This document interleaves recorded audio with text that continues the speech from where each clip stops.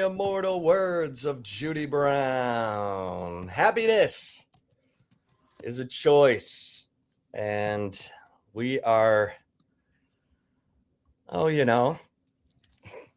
trying to keep it happy.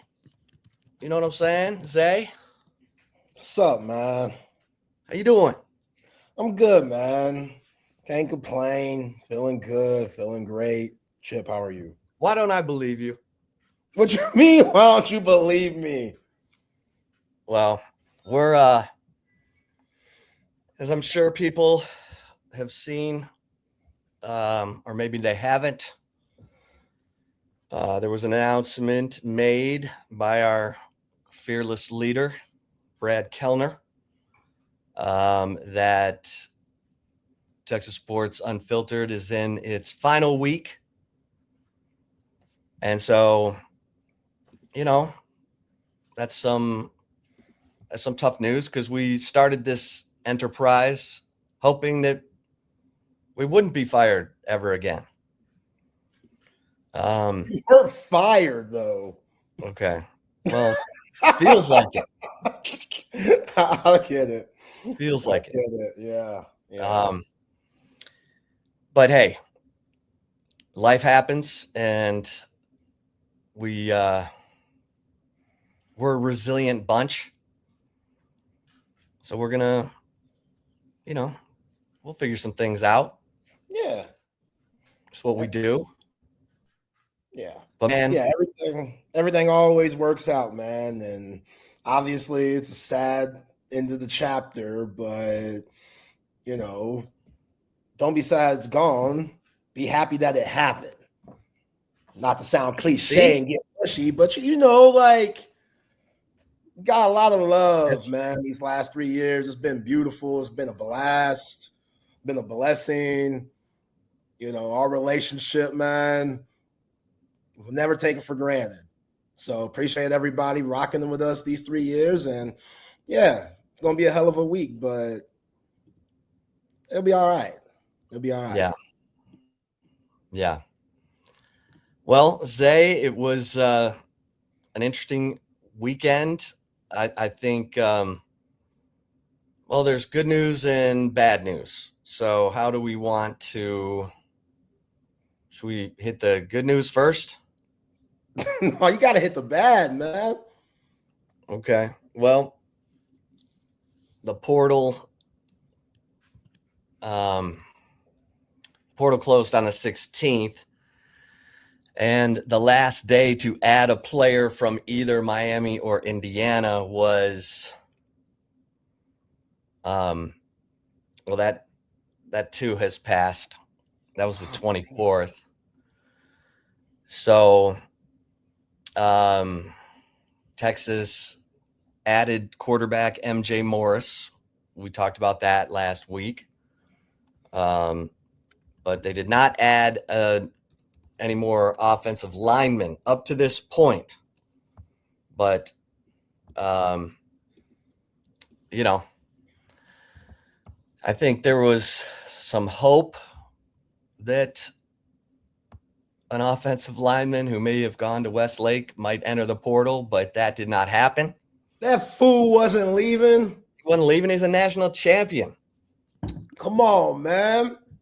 You're a legend. Indiana, the whole state, not just in Bloomington.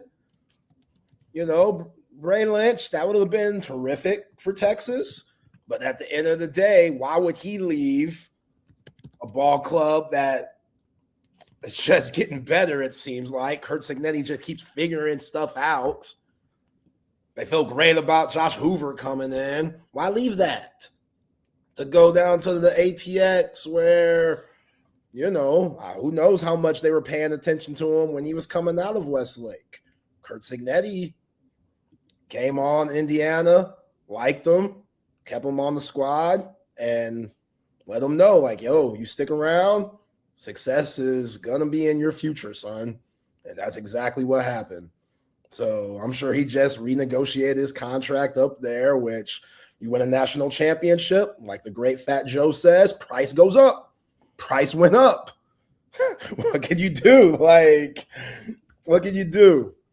So, yeah, that's tough. No offensive lineman coming in, but hey, if you're Kyle Flood, figure it out, bro. Steve Sarkisian, figure it out with what you got. Siani coming in. You're moving some pieces around. Seems like Brandon Baker's going to be in the interior now. That left guard spot, it's going to be a war. And it starts now.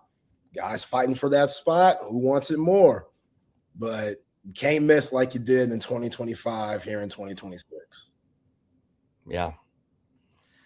Yeah.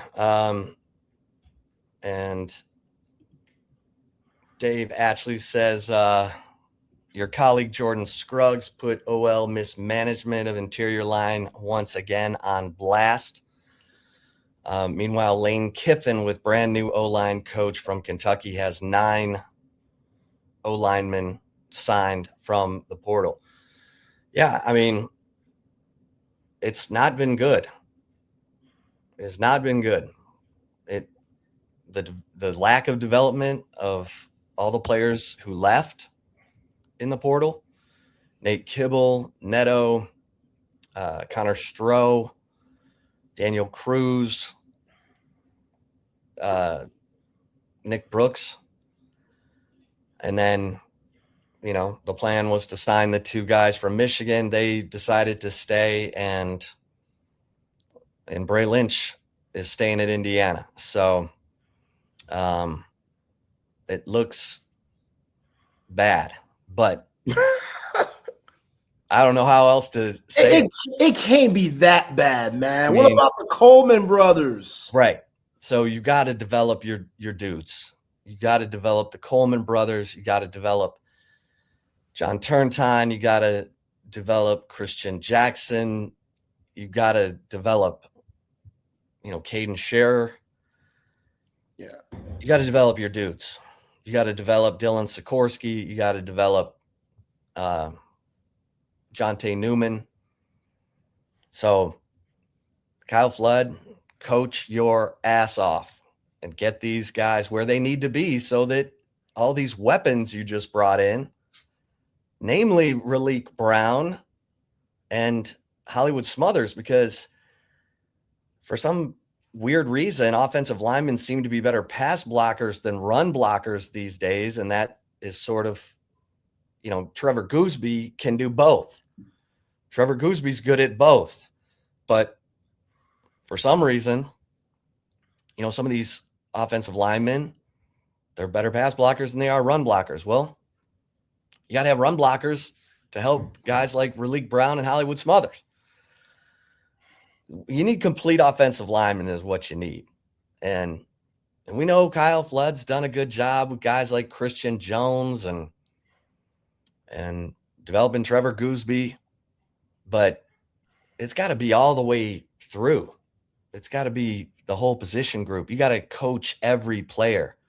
It's like my man, Popovich used to say, you got to develop your entire roster so that when it's time, either because guys move on because of free agency or injury, that the next guy's ready. And we just haven't seen enough of that on the offensive line. And it's left a bad taste in everyone's mouth. I get it. I've questioned it. Steve Sarkisian has said, I don't know what he said, actually. He's kind of talked around it, and Kyle Flood talked around it. So, they know it's not good. They know they got to do better. And I'm sure that Steve Sarkisian has made that clear to his coaches. If he hasn't, shame on him, because something's got to change. Something's got to get better.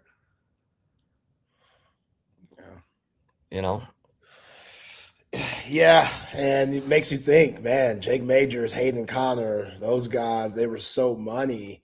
And, you're coaching those guys up. But like you said, with the pop analogy, like what happens when those guys leave? You would expect those next up to be ready. Chomping. And yeah, like I felt great about Connor Stroh coming into year 3. Like, okay, you've been waiting, you've been grinding, you've been getting bigger, you've been acclimated to the college game, college life. Big Red's about to light it up. Nope, that ain't the case. Now where he at? Kansas? Lawrence? Neto got no chance. They couldn't convince Nick Brooks to stick around. Now, my man, Is it Alabama? Alabama. You know, it's just right. Nick Brooks was sort of the shining example. It seemed to be the most ready, the most college ready. He was backing up Trevor Gooseby at left tackle before they moved him to left guard, and then they push him in at left guard. The game's too fast for him. He needed more time, and we never saw my man Nate Kibble or Neto get much of a shot at all. So don't want to. I know a dead horse when I beat one, and it's obvious that was the number one priority going into the portal, and I still would give it an incomplete grade. I mean, if this is what we've got, I mean, then I'd give it, based on, what we know of Dylan Sikorsky and Jonte Newman. I mean, Melvin Siani's a good player. That's good, but you got to make sure Brandon Baker is 100% into moving inside. I'm sure he is. He was talked to about this before the portal opened. And then, but Dylan Sikorsky is a guy who they moved to defense. He played defense for 4 games. Football player. He started some games, then he went to the bench. So he needs at 2-10 Oregon State. So I get it. 2-10 getting benched is not good. It's not good. That's not good. But you know what? I'm going to take a new approach to this. We're blaming the coaching for that. The coaching was that bad. You saw what they did to our guy Malik. Like, coaching's been horrible up there. So, okay. We're blaming that on the coaching. Well, we're blaming on the coaching. Now he's going to get coached up. He's not going to get coached sideways. He's not going to get coached down. Now he needs to be coached up. Yeah. So, yeah. Let's see how that goes. I love all the comments. I love all the comments we're getting today. Yeah, appreciate y'all, man. Appreciate all the listeners. Y'all been terrific from day one. Couldn't do it without y'all. It's love, man. That's what I'm gonna miss too. That random Thursday after golf, you come back having a good time. Those are moments that are gonna live forever, for sure. This is I'm a miss drunk chip, Steven says. I'm high on life after golf. You know what I mean? Right. You play well. You're in the sun. You come back ready to do the show. And here the dog says I treat my keyboard like a dead horse. You know what, guys? He's gotten better, to believe it or not. You've gotten better. Yeah, it's still a tough type, but though, that first year one, you were wilding a little bit, but you worked on your game and you got so much better. Thank you. Yeah, absolutely. Thank you. Other tough news, really tough news. This is like what? Life and death tough news, but a private jet crashed in Maine. And there were 8 people aboard and 7 died. And the plane is reportedly registered to a company owned by Texas trial lawyers, Jason Itkin and Kurt Arnold. They are huge supporters of the University of Texas. They're also, very successful trial lawyers. Their names are, on the field at Darrell K. Royal Texas Memorial Stadium. We're waiting to get more information on exactly who was on the plane. There was a report that it was the wives who were coming back from Europe, but we're trying to get confirmation of what exactly exactly is going on there. Thoughts and prayers to the, to the families of Jason and Kurt Arnold, because those guys are, huge supporters of Texas athletics. And I don't know what happened, but it's not, it's tragic. Anytime life is going along and then it just ends, it's devastating. It's devastating. Yeah. But we will, again, send thoughts and prayers out to those families, just like we have with Jordan Shipley and his recovery from the ranch accident that he's fighting through. But Zay, there was a crazy turnaround in Texas men's basketball over the weekend. That first half against Georgia looked like the same old S that we've been seeing. And then they come out in the second half, and it was like a totally different team. They were connected. They're sharing the ball. I mean, Dalen Swain and Tremont Mark looked like they were completely running the show. Now, I want you to weigh in. I mean, they hit 14 of their first 18 shots. That's 77.8%. And they hit threes. They had the hustle plays. Kendall Weaver makes one of the best plays, of the year, where Dalen Swain overthrows him. He chases down the ball, grabs it, and calls timeout before he falls out of bounds. And then they come out of that timeout, and Trayvon Mark hits a three. Camden Heide hits a three to go up 19. Yeah. And Texas beats Georgia, number 21 Georgia, 87-67. Now, you got to explain to me, what was Georgia doing on defense? Because they were playing this zone, and it wasn't even a very good aggressive zone. It allowed Texas to operate. What did you think? Yeah, I just thought Texas took advantage of what Georgia gave them. And it all starts with Dalen Swain and Tremont Mark. Like, your offense has to run through those guys. And obviously they have to be looking down low for Mathis. But overall, if the ball's in Swain's hands, half-court game, you're in good shape for the rest of the year. And Tremont Mark, he's earned that too. Like, with how consistent he's been, and Sean Miller just allowing him to be himself. Like, I cannot express that enough this season. That might be one of the best moves Sean Miller has made.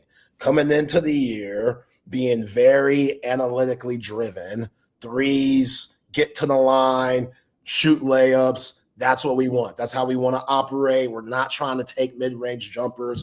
Tremont Mark really struggled that first part of the year. Then Sean Miller was like, okay, we'll do that with everyone else. Tremont Mark, you can take twos, bro. You can shoot mid-range shots. You can take hard contested shots. We can put you in ISO situations. And if that means you're going to just play an overall better game, then we'll live with that. And he's reaped the benefits from it. Both Sean Miller and Tremont Mark. Like, his three is there. He's getting to the rack. And they just made a good point of emphasis getting the ball down low and attacking in that second half, where they outscored Georgia 57-30. And that's what's so frustrating with this team, because it's like, why can't we see that every game? Now, we know every game's based on matchups and the opponent, but still, the effort, the mentality. Kendall Weaver has been terrific in SEC play, like that play that you mentioned where he called the timeout. That was huge. And he's constantly getting offensive rebounds. He's constantly guarding his ass off, and he's just an undersized guard that plays bigger than what he is because of his effort and his heart. And Texas fans will always remember Kendall Weaver for that. Will he go off to the association and make $10 million a year? Hell no. That is not happening. But will he be a decade-long player in Europe somewhere? For sure. And make a really, really good living playing the game that he loves. So I really appreciated their effort this past Saturday. I thought Mathis was just in control because the African brother, he's solid, but Mathis should be able to handle himself with that dude. And once they started getting the ball down low, everything else started to spread out. Cam Heide got involved. Jordan Pope hit a couple of threes. Even though Simeon Wilcher's shot isn't falling, I thought he was a lot better with his presence. Same with Lassina Traore. You know, he had some good moments where he was crashing the offensive glass and just making things happen for his team.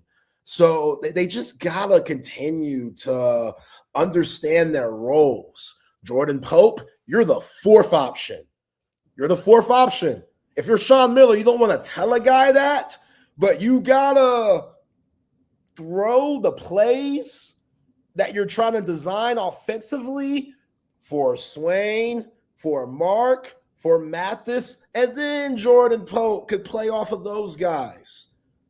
Like, yes, he had that incredible game against Alabama, big-time game, but consistently, you're going to need 12, you're going to need Swain, and that's how you just got to play for the rest of the year, and that's fine. That is fine. It's not going to work every game, but in the SEC, where I think Texas, who has Auburn coming in on Wednesday, or they go to Auburn, excuse me, that's going to be a tough game, but they could play with Auburn. They could play with anybody in the conference. Anybody. I'm not saying they could beat anybody in the conference, but they could play and make it a game.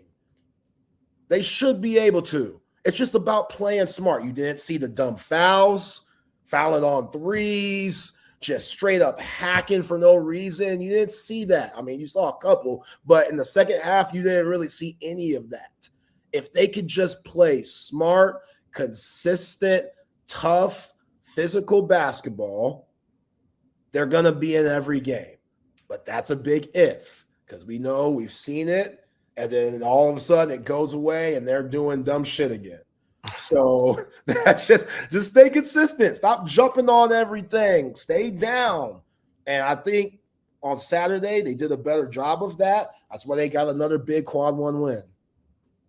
Yeah. Yeah. And the quad one, well, and that, so technically that was not a quad one win because Georgia,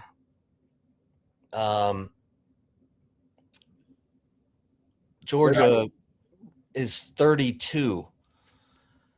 So it's their fourth win over an AP top 25 and their third quad one win. Their quad one wins are against Vanderbilt, Bama, and NC State. Believe it or not, Auburn is an opportunity for a quad one win because Auburn is 29th. And actually, a quad one win is a home win against a top 30 team, a neutral site win against a top 50 team, and a road win or a road game against a top 75 team. How the hell did Georgia bounce that far back? Yeah. Jeez, that's rough. And that's the thing. Like, this conference, as great as it was last year, as far as the Power 5 conferences go, they might be number 4 this year, the SEC. The Big 10's better. The Big 12 is better. The ACC right now, they're fighting for that third spot with the ACC. And the ACC at least has Duke to hang their hats on. Everybody else is in the teens. Like, Vanderbilt was the highest ranked team a couple of weeks ago. They lost like 3 straight. So they didn't do the conference any favors. So it's still a competitive league with really good coaching in it. But from what we saw in 2025 last year, where 14 teams made it, and you had 2 Final Four teams and a national champion, you ain't going to see that this year. And that's going to hurt the Horns if they don't start racking up these wins. You got to get to 20. That's a must. You have to get to 20 wins in this conference. Like, there's no ifs, ands, or buts. They will leave you out if you don't get those 20 wins because the conference it's that weak. So, again, just keep taking advantage of these opportunities. Huge game against Auburn and Young Pearl. We'll see how it goes. Yeah, because if you look at Texas's schedule, they have 11 SEC games left. Starting at Auburn. Auburn is 29th in the net rankings. So that would be a good win. That would be a quad one win. Auburn 13-7, Texas 12-8. And then Oklahoma is leaking oil like crazy. Yeah. They got absolute, you talk about a bad beat. So they basically get pulled into overtime at Missouri on a half-court buzzer beater. Brutal. And then they lose on a desperation 3. Yeah. So old Porter thought he had one. And OU, I mean, Texas needs to win both games. Or, well, they only play OU once. They need to win them twice. They got them twice. You got them twice. Yeah, you got to win both of those. Oh, yeah. They play them the last game of the season. You got to win both those. You got to win both those because at 75, that's a quad one win. If Texas goes on the road and beats OU, who's currently 75 in the net rankings, and for those of you who are like, what is a quad one win? Okay, so the NCAA, this is why NCAA tournament basketball is better than college football. So the one thing the NCAA has gotten right is creating these net rankings and categorizing a quad one win, which is the highest quality win you can have. Again, it's a home win over a top 30 team, a neutral site win over a top 50 team, a road win over a top 75 team, according to the net rankings that the NCAA created. And OU is right now 75th in those net rankings. So you don't want them to drop, man. Yeah, you don't want them to drop to where South Carolina is. Texas plays South Carolina. They're 91st. Ole Miss is 86th. Chris Beard, what are you doing? Mizzou is 68th. LSU is 46th. Yeah. So Chris Beard did not want to stay at Ole Miss. That whole loyalty thing that he felt like he had to do, he didn't want to do that. When that Indiana job opened, he wanted to go after that, but he didn't want to seem like a little bounce around. Like he wanted to give Ole Miss that respect that they took a shot on him when all that crap was going on down here, and he wanted to pay it forward. But you saw earlier with Chris Beard, he was crashing out early in pressers and stuff like that, when Sean Miller was too, but we know Sean Miller's team is inconsistent. It's just Chris Beard, do you want to be at Oxford? Because we all know where his heart was. Dream job, Texas. He blew that the hell up. Could have had the Indiana gig. Didn't go after it like he should have. He should have went after it. Screw Ole Miss. Thanks, guys. Thanks for giving me that shot. If Indiana's going to give me a shot, go to Indiana. They care about basketball. Not as much now because Kurt Signetti, but they do. Ole Miss, they worry about Pete Golden and the Lane Kiffin thing. So, yeah, it's getting bad. It's getting bad for him. And you still got the SEC tournament to rack up wins. You know, a lot of people say that the Aggies are overrated because they haven't beat any top 25 teams with Bucky ball. So this conference, man, this schedule, if they play like they did against Georgia, if they play like they did against Vanderbilt, Alabama, they could go 9 out of 11 here, these last 10 games, or these last 11 games. And then that would give them 19. You win a couple in the SEC tournament, you're good. You're good. Once March comes around, then it's time to make a run. And I saw that my man Chan asked here, is he going to extend his bench? Sean Miller, worried about them wearing down long term. Yeah, I worry about that too. He has zero confidence in those bench guys. Nick Cody had his opportunity. Can't rely on him. Clearly, Nick Cody ain't showing you a damn thing in practice to where you could give him minutes. Same with Declan DeRue. I'm still confused on that. Like, we can't give him 5 apiece. Just 5 apiece, just to see what's up. Like, I don't know, that would hurt. Right. You know? Give him a little incentive to keep grinding in practice. You see Dominique Wilkinson, he's all hops. You see him dunk on Lucina. Oh, my Lord. What? He ain't ready for this moment. Overall, he's super raw. But you can't teach hops. He got his daddy's bounce. That was nasty. He had folks thinking that he missed that dunk. No. And only Texas, I said this on Twitter, only Texas with their fouling history will they get freaking dunked on and get a flagrant out of it at the same time. Only Texas, stuff like that happens too. But I think it really helped Texas that they went and looked at it and everybody was able to calm down. Like everybody from Georgia, they weren't as hyped. That momentum that they got from that dunk, you really didn't get to like thrive off it. Because 1, you're the away team. And 2, we're chilling for a little bit so they could go find out if it's a flagrant or not. So when you get back on the court, everybody's just kind of even kill again. That could have been one of those moments where, all right, Mike White's team, they're going to take off. And Texas didn't allow that, even going into half down by 7. Hell of a job by this coaching staff and Sean Miller making the adjustments that they did and coming out firing in the second half. Yeah. That was incredible. That was incredible. Like, I didn't know what I was watching. I was like, this is phenomenal. Yeah. What is happening? How do we maintain this? Yeah. You see how they locked up my boy 8 Mile too?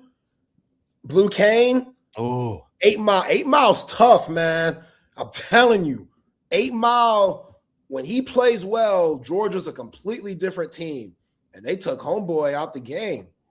Like, he only had 5 points, 2 of 6 shooting. He's a 15-point scorer for them. So, terrific job locking him up and not allowing their big-time players to go off. I don't think Georgia could believe what they were seeing. Like, they were cruising along. They had a 9-point lead in the first half. They led by 7 at halftime. And they've seen the film. They know Texas makes stupid mistakes, bad turnovers, bad fouls. And I think, didn't Georgia defy Texas still fouled them. Yeah. Georgia made 17 free throws. Texas attempted 12. Normally, that is a recipe for disaster. But because Texas shot the ball so well, again, they shot 68% in the second half, almost 69% in the second half. They hit 22 of 32 field goals and 5 of 11 from 3. Remember, the game before, they hit 2 of 18 threes. And they had 12 assists in the second half after only having 5 in the first half. Yeah, I mean, we see these little snippets of, like, okay, that's a tournament team. That is a tournament team. But then they don't sustain it. So let's see if they can go to Auburn and build off of this. Because we saw them play really well against Bama and Vanderbilt, and then they lose a game they could have won to Mississippi State. And then they lose a game, to A&M that maybe they shouldn't have won because they were pretty much down in that game the whole way. But it was still a 4-point game. Yeah. So it's, let's see. Let's see if they can build off of it. And maybe they figured something out this time. I don't know. Yeah. Yeah, Mathis can't be your number 2 guy offensively. Number 3, right. I think he's more comfortable for that. There was one point in time they were making him like the number 1 guy. Right. And They always, you know me, I've been saying Dalen Swain should have been that dude from jump. Always. I've been saying put him at point guard. Just the ball needs to be in his hands majority of the time. And then realize, okay, Tremont Mark, he could be your number 2.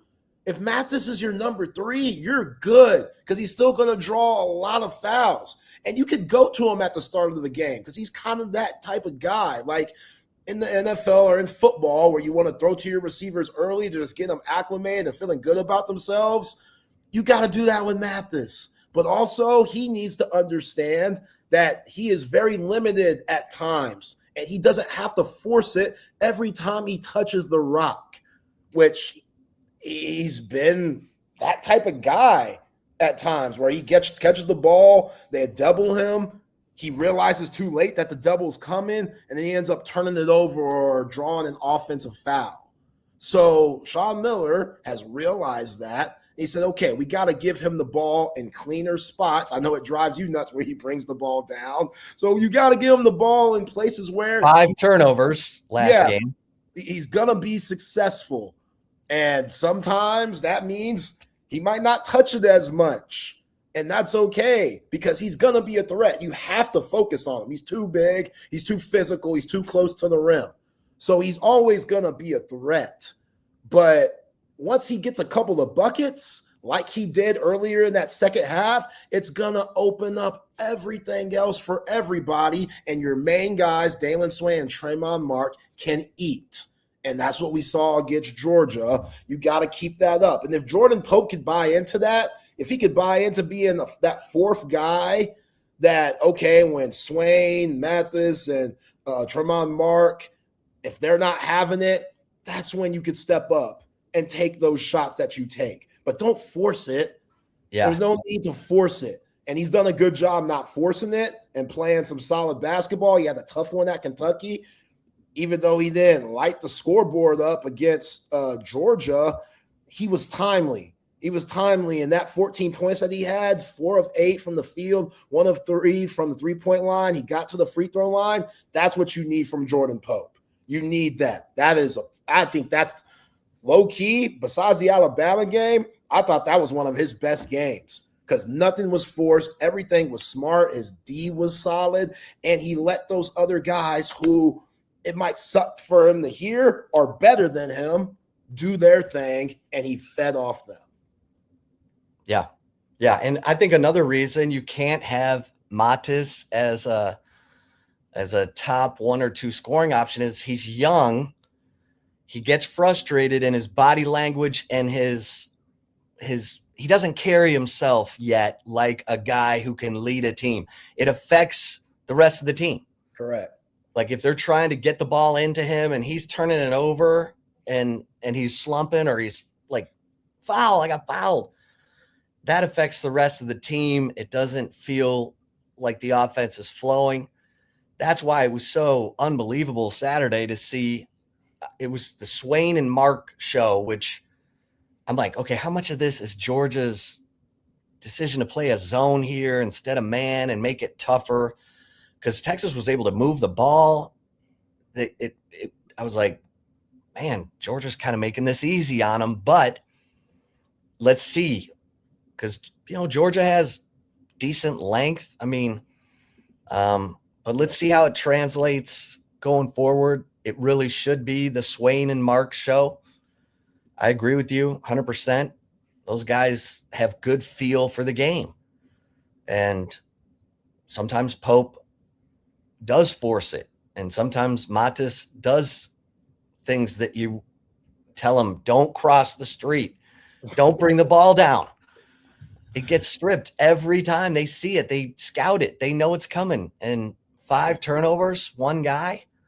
From the center, right. And the whole team had 12 turnovers and 1 guy had 5. Yeah. I can live with 2 turnovers from Swain. I can live with that. I can live with a turnover from Tremont Mark. Those guys were outstanding. I mean, Swain was 7 of 7 in the second half. He didn't miss. He takes good shots. He's efficient. Hell, Mark was 7 of 10 in the second half. So let's see if they can, continue to to build on this, obviously the women's game got postponed, rescheduled because of the weather. They did not get out of Texas at 6:15, so they're going to play that game later. Zay, I don't ever want to hear my man Nick Foles' name again. Oh, come on. When we're talking about Jarrett Stidham. Stiddy, I was pulling for you, dog. But good gravy. And actually, Sean Payton did not help him. Kick the damn field goal. Kick the field goal, Sean. In that weather, don't look at it like, oh, wow, we just drove the length of the field and we looked good doing it. Let's try and keep it. No, kick the field goal. Yeah. Go up. Go take, and then you lose by 3. But I don't get it. I don't get any of it. Like, you got to read the room. If I have a better running quarterback on the bench in that weather, once the third, fourth quarter comes around where nobody's throwing, nobody respects Stidham's arm in that weather, in that climate. They just don't. So, okay, we got to bring a more explosive runner out here. That's Sam Ehlinger. You had him. You had him there. Yeah. That was the game for New England. There would have been a gutsy call. You could have explained it as we couldn't throw it, so we had to run the quarterback, and Sam Ehlinger can run. Yeah. Nobody would have said, you're bugging, Sean Payton. Why would you put in Sam with the condition? No, that would have been a smart move. But he's been on freaking Stidham's jock all week, so he doesn't want to look like an idiot. And if they would have won the game, then there would have been some tough decisions to be made. But I would have rolled with that same mindset. Like, yeah, we'll start. Maybe. Who knows if Ehlinger would have won you the game. But either way, you figure that out when you get there, man. After he threw the ball backwards, that was it. That's all I needed to see. He was on a short leash. If I'm Sean Payton, he was on a short leash regardless. After he made that play to give New England the touchdown. Drake May, he ran it in right after that. You got to throw my dog Sam bone, man. Throw my guy Sam a bone. Yes, a bootleg Taysom Hill. That's exactly what it could have been. And you know what the weather is going to be like. How do you not know? They were acting like they were shocked by it. Right. You knew it was going to get worse throughout the game. So get points when you can get it. It's bad. Instead of thinking, oh, no, let's go get a touchdown and put the game away while the weather is still decent. But, yeah, that whole what on earth? I mean, this is the same thing with C.J. Stroud. It was a panic. Like, they're coming for you. Just go to the ground. Take the sack. You're not going to throw it over these guys. And if you are, you're throwing it up for grabs. So just take the sack and punt. And in the moment, I get it. There's a lot going on. But, man, that's why Tom Brady, when guys got around him, he just went down to the ground. Yeah. He didn't try and make hero plays. Neither did Peyton Manning. Those guys took their medicine. They went to the ground. And then we'll come back. We'll get a better play call next time. But that was devastating. Devastating. I thought it was a good game. Like, I appreciate games like that. Right. We don't get weather like that where it completely changes how you got to operate. Like, that's what coaches get paid the big bucks for. I don't know if my man Sean Payton did or did not take a bong rip before the game, but he should have took something that gave him some type of motivation to put in Bam Bam Sam. Like, I think that was a complete miss, man. If you have Bo Nix, I get it. Bo Nix could do both. He is very fleet of foot. And there were a couple of moments where Stidham, he ran the ball. Oh, and he threw a great deep ball. Yeah, to Mims. Set up their first touchdown, yeah. That was a big time throw. Mims is so good, by the way. But, yeah, man. Yeah, you lose the game 10-7. I mean, how do you not feel like you gave it away. Yeah. And I get it. New England's defense is really good, and Drake May is really good.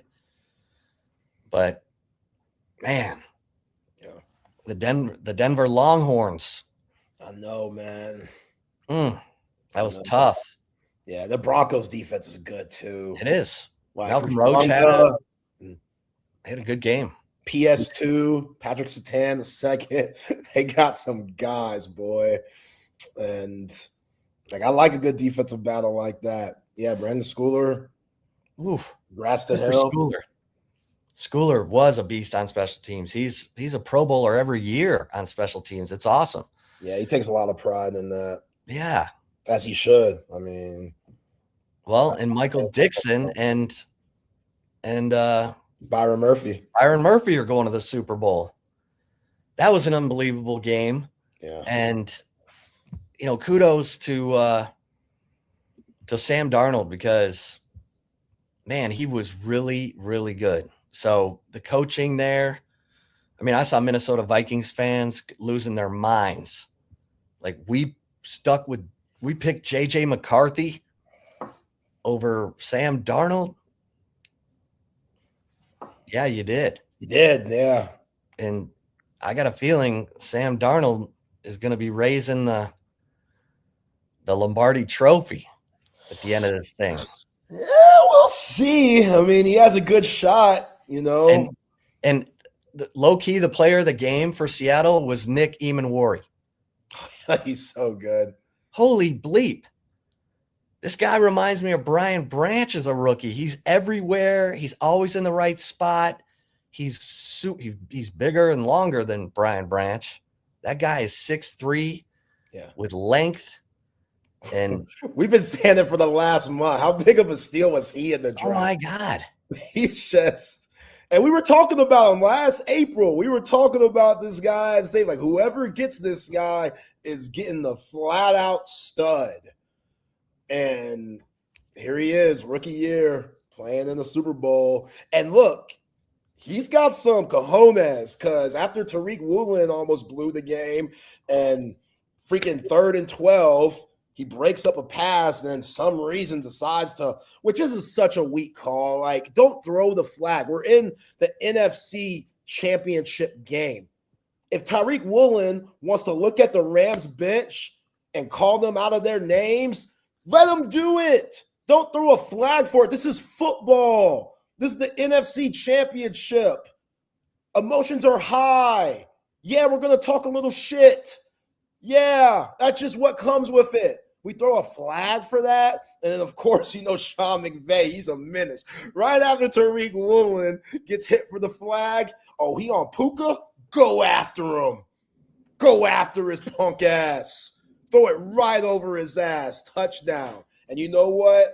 Emmer Woolley, whatever my man's name is, he went up to Woolen and they almost got into a squabble. They showed that. He in his face like, yo, bro, I'm a rookie. You've been in the league for how long? You almost cost us the game. Not only do you keep them on the field because of your flag, you get beat. They had to separate those two, which I love that stuff.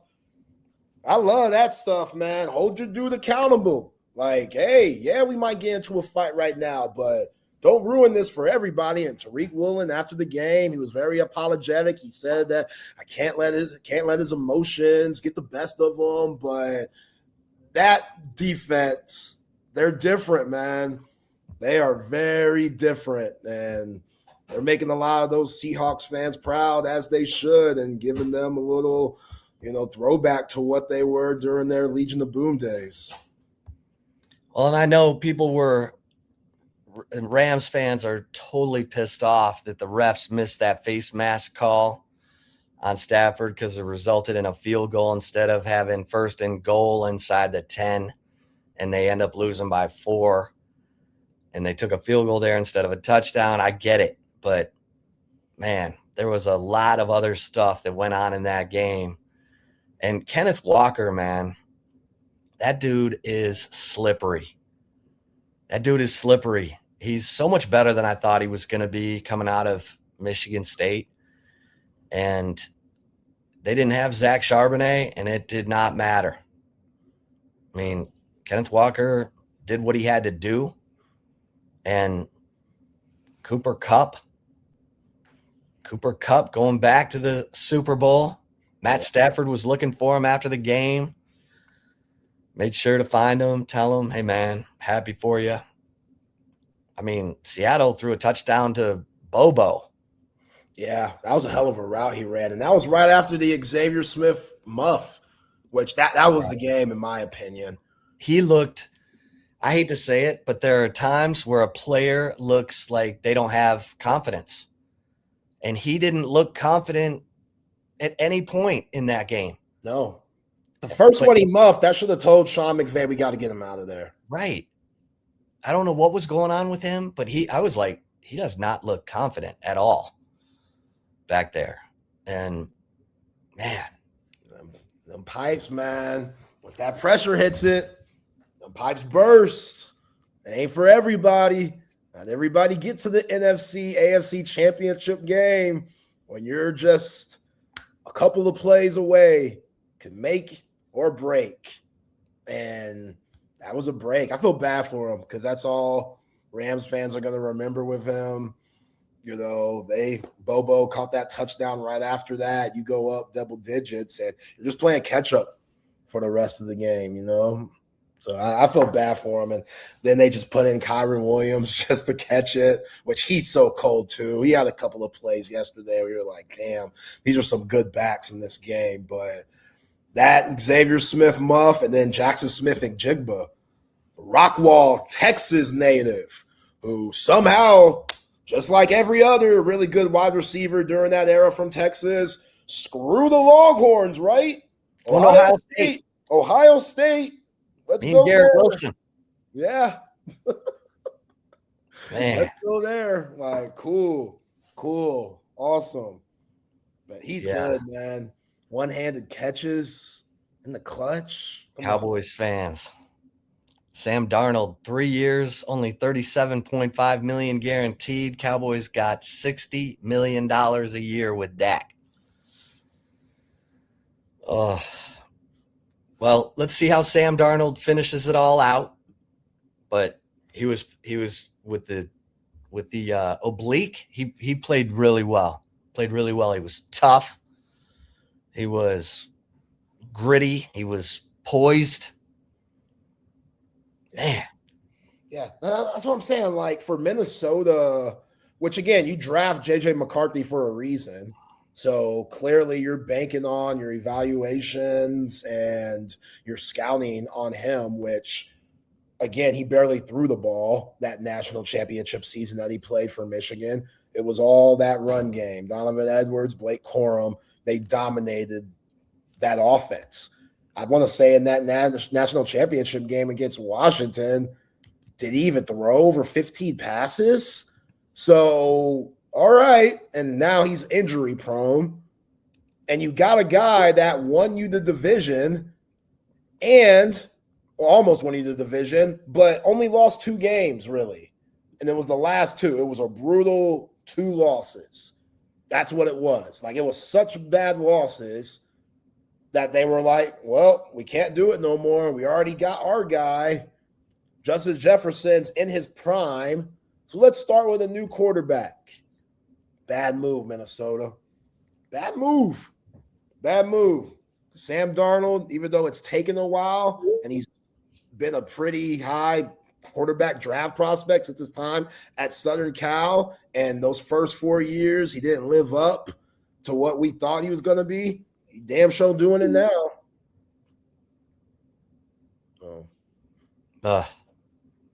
Man. All right, are you excited for a Seahawks-Patriots Super Bowl? Yeah, I'm excited. Yeah. You know, even though they're teams that we're familiar with these last few years on going to this game, obviously it's just completely different players. I like both quarterbacks on both sides. I like Mike McDonald with Seattle. I love Mike Vrabel, man. That dude, he's a player that's coaching now.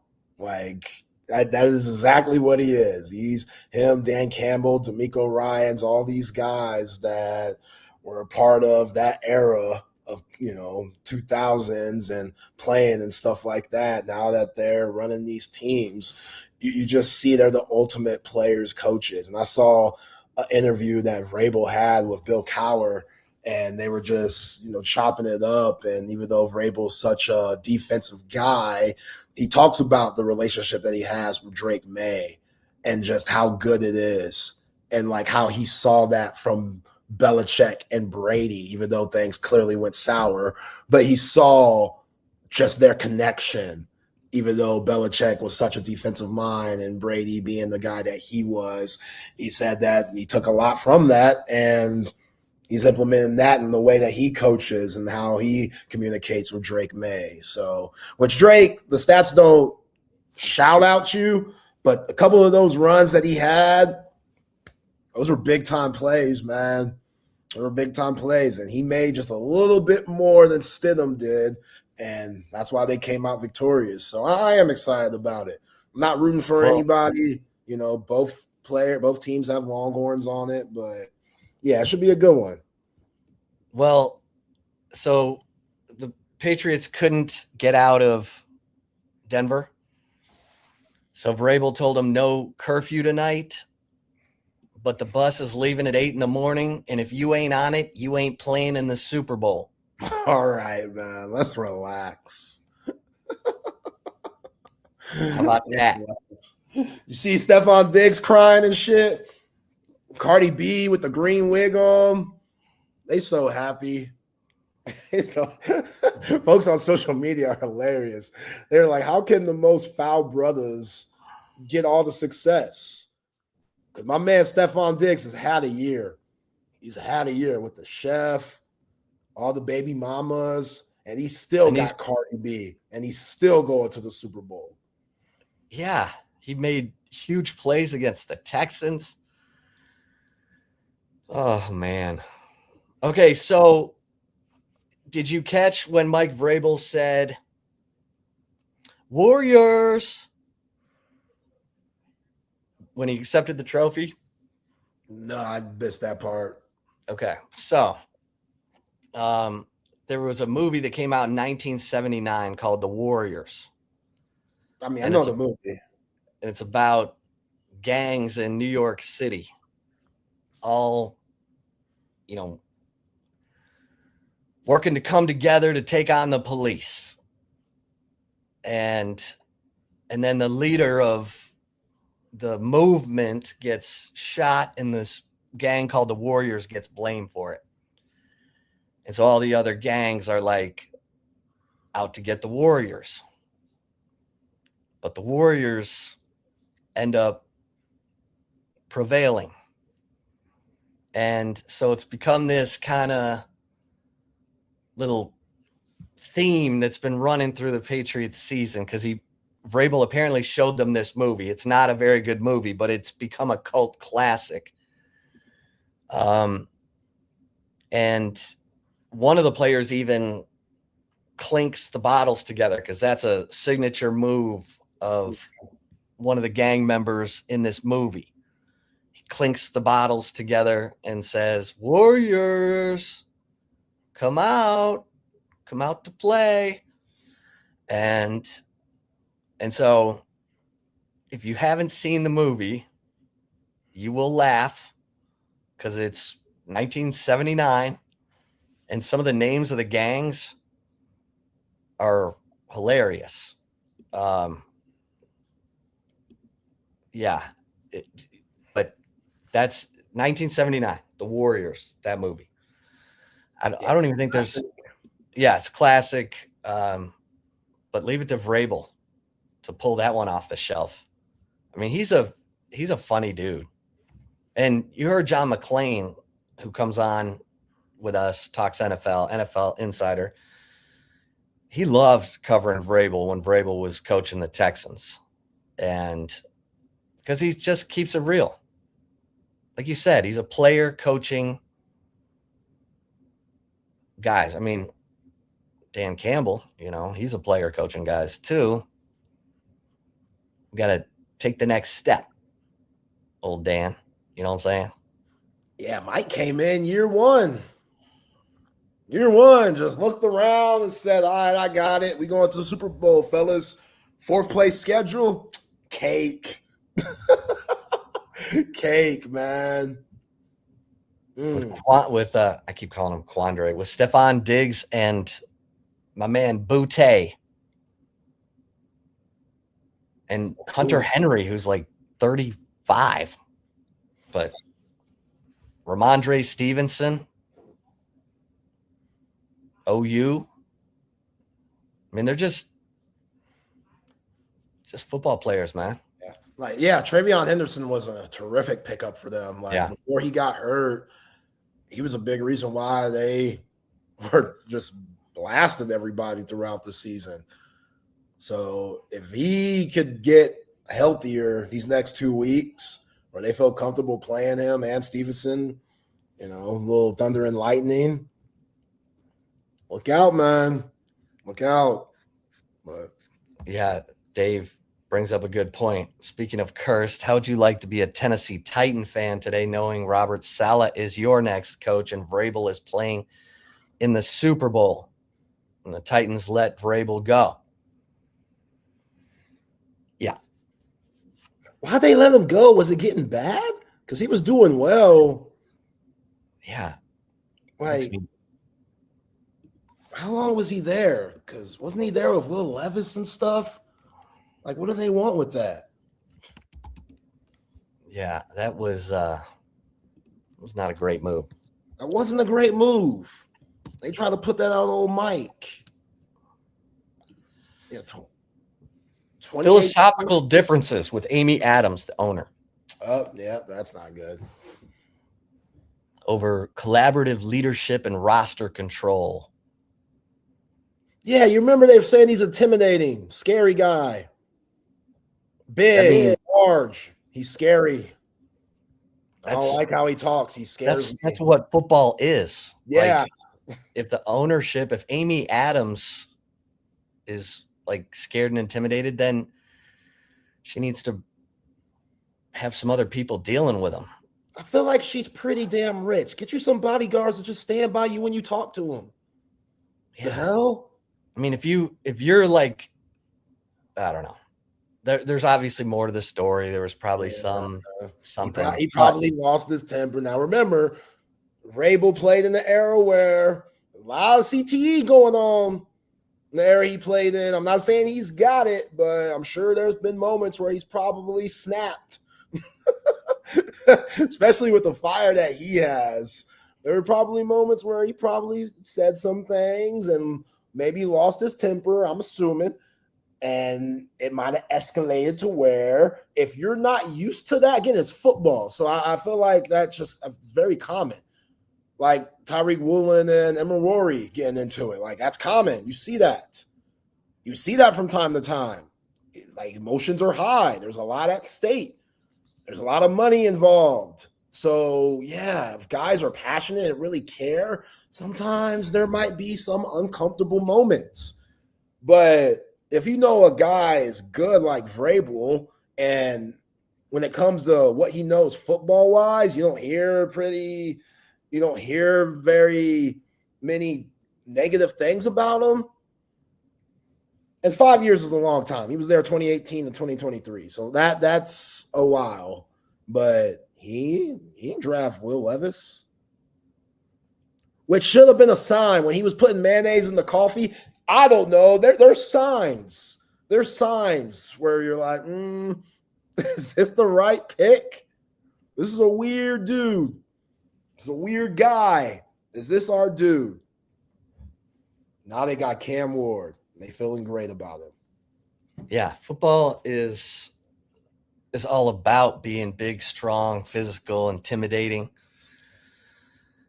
But hey, Chris Bennett, CB, the world's greatest volunteer producer in the history of radio, points out Mac Brown finally has a quarterback in the Super Bowl. How about that? How about that? Way to go, Mac. Way to go, Mac. Mac had good quarterbacks at North Carolina. Yeah. He had the pretty boy. Sam, what's his face? Howell. Howell, yeah. Sam Yeah, Howell pretty and boy. Sam Howell and Drake May. He went from one good quarterback to another. And now he's got a Super Bowl quarterback. Have they announced the MVP yet, for God's sake? I guess that's that's the part of the NFL awards coming up before the Super Bowl. Yeah. Let's go back to the old school, how we used to do it. They messed all that up. NBA too. They messed it up. Like, I used to love NBA MVP ceremonies, like right before the playoff game, because most of the time in the NBA, if you're a number one seed and you have the best player on the number one seed, that guy, like 90% of the time, is MVP. So that team usually does well. And I always remember Jordan holding up that MVP trophy at old Chicago Stadium, and that place going nuts. Or Tim Duncan, then the SBC Center, now Frostbank Center, holding up that trophy. Like, it means something. Let the crowd be involved. Like, I don't know. Maybe I'm just old guy getting off my lawn, but I miss those days, man. So I'm nostalgic about it. Yeah. Well,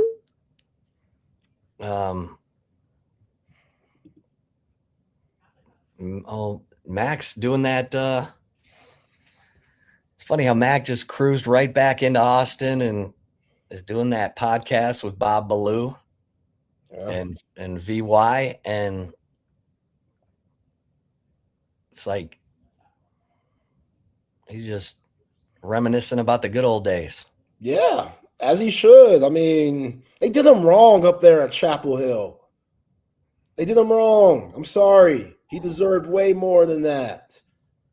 He deserved way more how they did him. Yeah. So come here where you're loved. Come back to the ATX where you're loved. Texas fans greet you with open arms and live good and play golf every day with former players that love you. And, not too many people have bad things to say about Mac Brown. So this is home for him. This is home, not Chapel Hill. They don't even care about football anyway. They pretend to care. They don't care. They do not care. What's hoops like? What's the basketball team doing? That's what they're really worried about. This whole North Carolina pretending to care about football thing, give me a break. I'm not buying it. And that's how they did Mac. They did Mac like with that same attitude and energy. So he deserves to get his flowers here and enjoy retirement. You know what I'm saying? Which I'm salty. A lot of good things coming to an end. Obviously, us here at TSU. But Vince Young Steakhouse, man, I never got a chance to go back. That closed it down after 15 years. Man. That's a good steak. Yeah. VY made a good steak. It's tough. Yeah. But, man. I'm from Michigan, where the 80s rock music is still like number one on the radio station. So I don't like things moving too fast. Yeah. I don't like all this AI. I don't like radio shows coming and going. Yeah. Can we just settle in? Let us know, man. Let us do our thing. Yeah. No, we'll what else am I gonna say about that?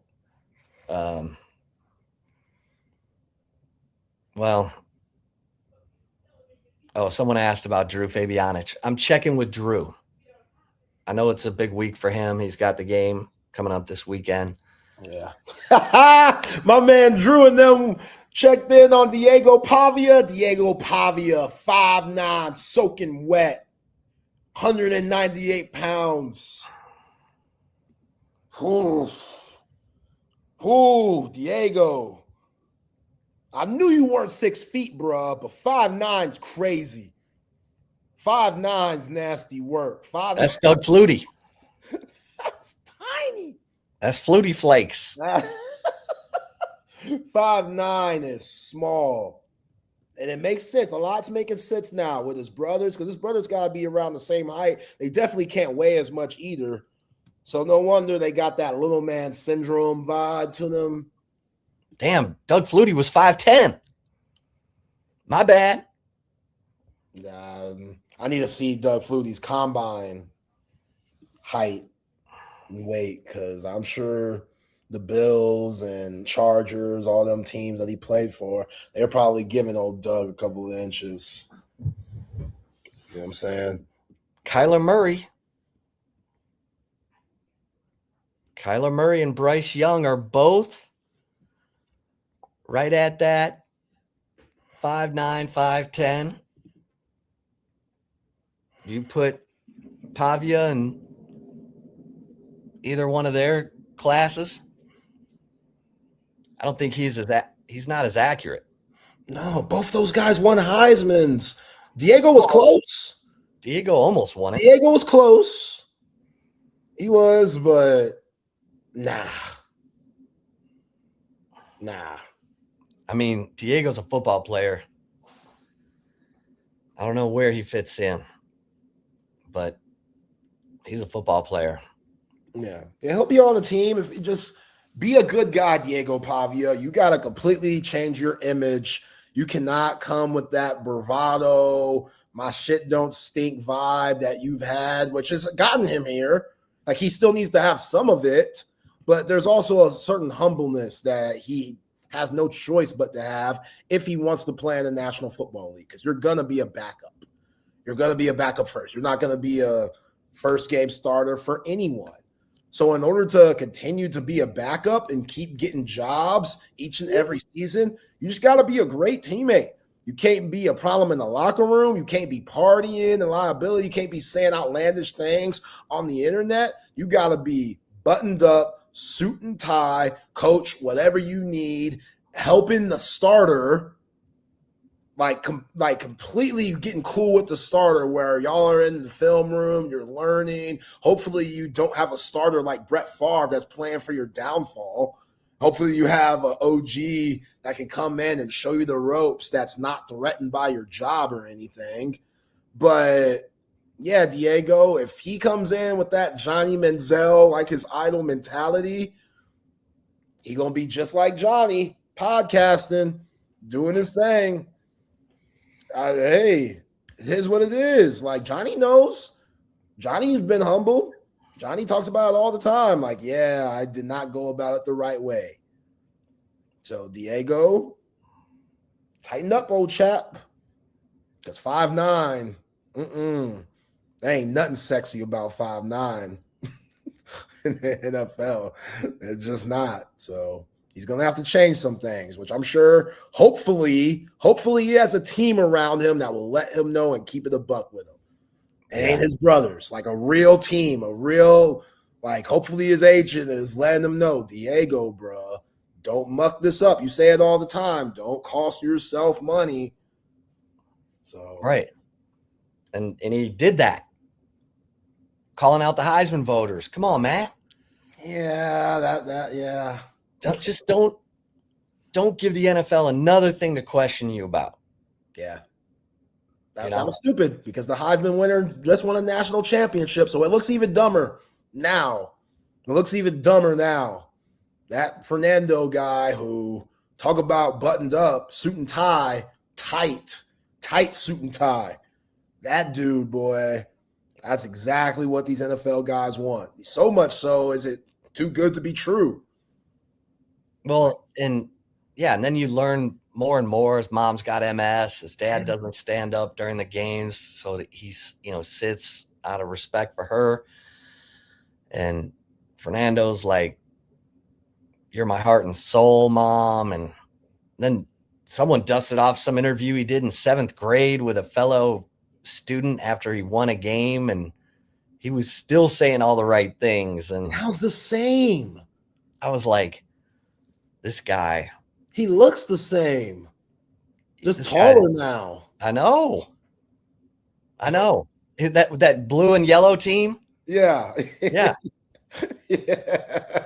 Maybe if you can find that, that would be good because it's funny. I mean, like 7th grade, he's all polished up. Yeah, man. Yeah, it's.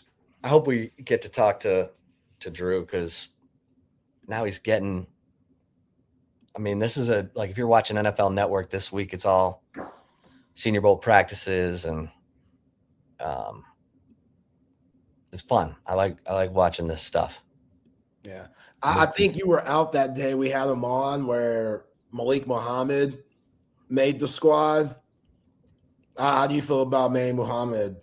Yeah. Well, how do you think he's going to do? I mean, he's legit. He's got the length. He's got the speed. I think he's a guy who I think his best football's ahead of him. I think he's getting better and better. I thought he took a big jump this year. Obviously, he had a huge game against Oklahoma, 2 interceptions. But yeah, no one threw at him. I mean, that was the respect that he had, and he's not elite yet, but I think he can get there. I think his ceiling is really high. He just got to stay on that trajectory. He needs to get with a good team. He needs to get with a good coach, and keep being a dog. Don't get the money, and I mean, probably already has the money, but don't get satisfied. Don't think you've arrived. Keep that chip on your shoulder, and keep going. I think he's a guy who can play in the league for a long time. But him and Taff is going to be really interesting. Could he be a special teams guy? Could he be like a Brennan Schooler? Because size-wise, he doesn't fit. Football intelligence-wise, he absolutely is an NFL player. But size-wise, he's too much. He's not. They don't, like Drew says, you don't get bigger. And the NFL requires big. Like if your frame is 5'11", maybe 6 feet, and you're wiry, your walk around weight is 175, 180, and you're bulking up to 190. Yeah. If you look at Seahawks, for example, we're talking about MORE. We're talking about Woolen. That dude walks around at 210. Yeah. And he's 6'3" with arms like Go-Go Gadget. Yeah, Witherspoon, same thing. Kobe Bryant, same thing. Like, those are some big secondary guys for the Seahawks. Big reason why they're in the position that they're in. So, yeah, Mookie Taff, he's going to do whatever. Like, it ain't going to be because he ain't working hard enough. That's for damn sure. You're never going to have to worry about that. You're never going to have to worry about him just being on time, being a class act, like those things. That's going to be there. It's just about the play and being consistent with that. And I think he's going to surprise a lot of people, man. I like what Drew said about Michael Taff. They're going to throw him at some nickel. Yeah. And see what he can do there. That's going to be tough. Like, you got to have some serious speed to do all that, because you saw the way they were lining up Jackson Smith and Jigba the whole game. He was everywhere, boy. Puka Nacua, he's everywhere. So you got to check cats like that. And that's a lot. Yeah, he's a guy, like, when Schooler went to the Patriots, Belichick was still there. And they always have valued special teams. You need a team that values special teams, like for Michael Taff, because he can play in the league. He can be a gunner. He can be a guy who's trying to get down the field to down punts and make hits. he can do that. He can do that. Brennan Schooler does it. Taff has good ball skills. I mean, so it'll be interesting because football intelligence wise and locker room, that kind of stuff, he's off the charts. We know that. And look, he's made plays every level he's been. He was the defensive MVP of the state championship game. 2 interceptions against Quinn Ewers. Those were huge plays he made. Yeah. He also made big catches for Westlake on offense. Todd Dodge said he's like, the guy, say no more, defensive MVP of 2 state championship wins. So now Ethan Burke will be like, yeah, who was pressuring Quinn into throwing those balls up in the air for you to pick off? Yeah, we got to lock in. I mean, no offense to Drew, but there are Texas players in that East-West game, which Drew's funny. You weren't on him with him that week where Steven from Fanatic Perspective was on. Drew, he was low-key taking shots at the East-West game, which I feel him. Like, you're the executive director of the Panini Senior Bowl. They are the rivals. There's a huge difference between Panini Senior Bowl and the East-West Bowl. But those guys, they deserve respect too. Ethan Burke, Jalen Gilbo, DJ Campbell, all of those guys, they're going to be in that game, and hopefully they're making the name for themselves. I'm very eager to see how Ethan Burke does at Pro Day, the Combine, the East-West game, because I bet you he probably feels slighted for not being invited to the Panini Senior Bowl. And you heard Drew just at that edge position, Ruben Bain in that mug, Mesidor, he in the game. So that's, I love Ethan Burke, but Ruben Bain, that dude might be the number 1 pick if everything goes well at the Combine. Who knows? So I want to see Ethan Burke and how he shines and proving a lot of people wrong, because there are weird just moments during this Texas career where you're like, why isn't this guy playing more? And you come to find out he might have been dealing with an injury or something, or just straight up, they had the wrong guys on the field, Trey Moore. And Ethan Burke wasn't getting those opportunities because Trey Moore was. And I'm not saying Trey Moore was a straight scrub, but we saw Trey Moore junior year, first year at Texas, the first few games, it wasn't there. And then he came along, and then last year it was kind of the same thing. First few games, you're like, all right. And then he comes along. Ethan Burke was always consistent when healthy.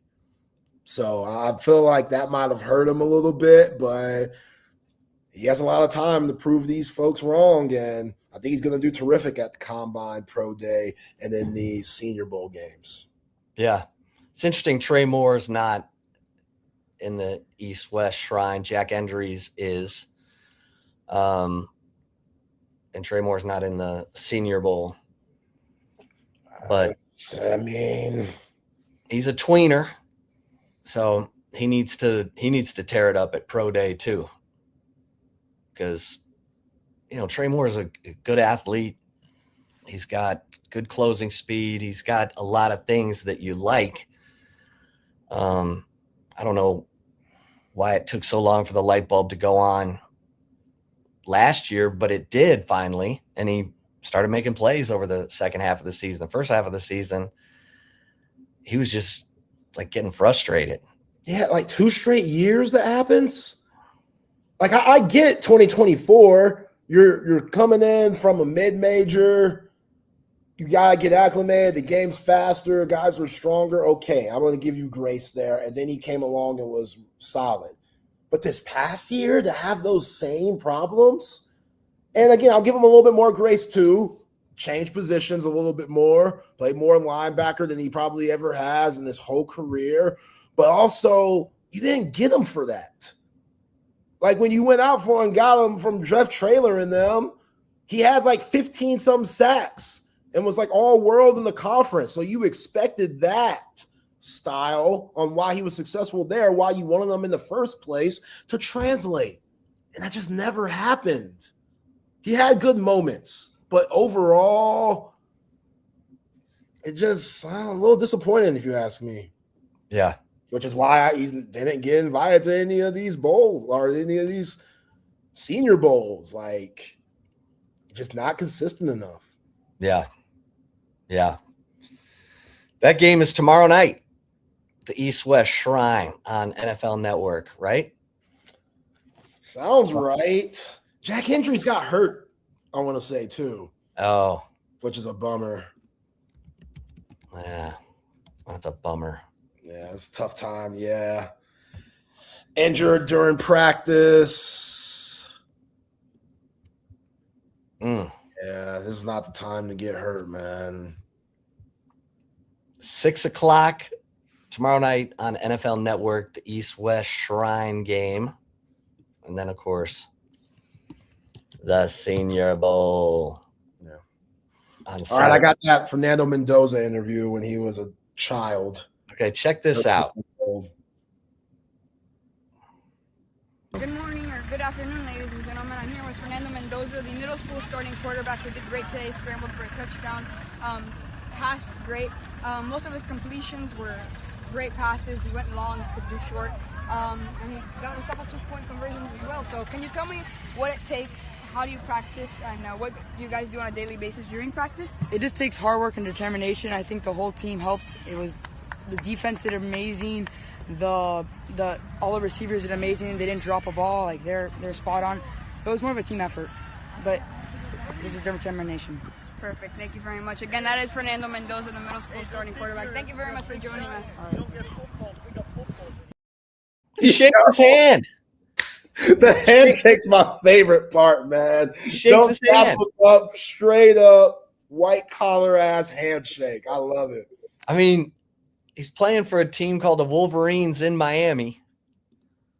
Got those palm trees flowing in the background, but yeah, he sounds totally polished. In the handshake, the best. I will be the first to admit I was completely wrong on that dude. You thought he was a cornball. I thought he was a straight. Who is this? You heard like no one. What college kid talks like that?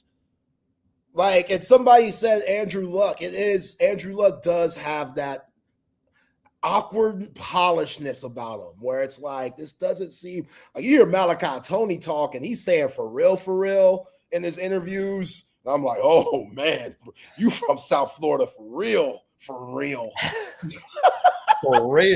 You know what I'm saying? So, but you're like, oh, but he's 18, 19, Malachi Tony, which he'll get cleaned up once he goes to the next level and, finds a PR guy for that. But man, Fernando Mendoza, I thought it was a fraud. I thought this ain't no way. This is too good to be true.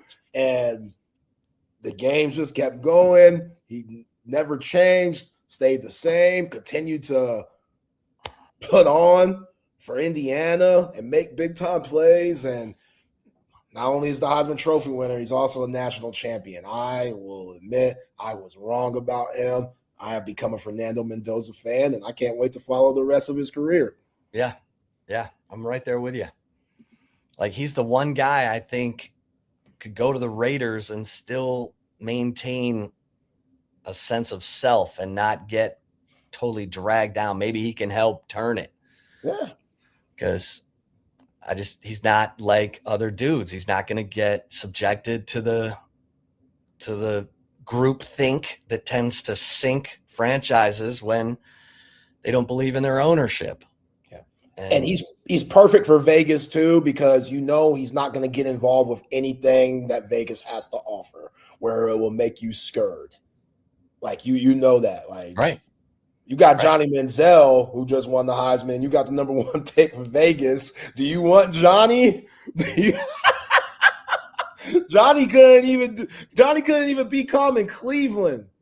You know what I'm saying? But that's what you are worried about. If you're those front office folks, Tom Brady and them, you're really like, okay, he's coming to Vegas. Hopefully Vegas doesn't take over and it's not going to be a problem. You ain't got to worry about that with Fernando Mendoza.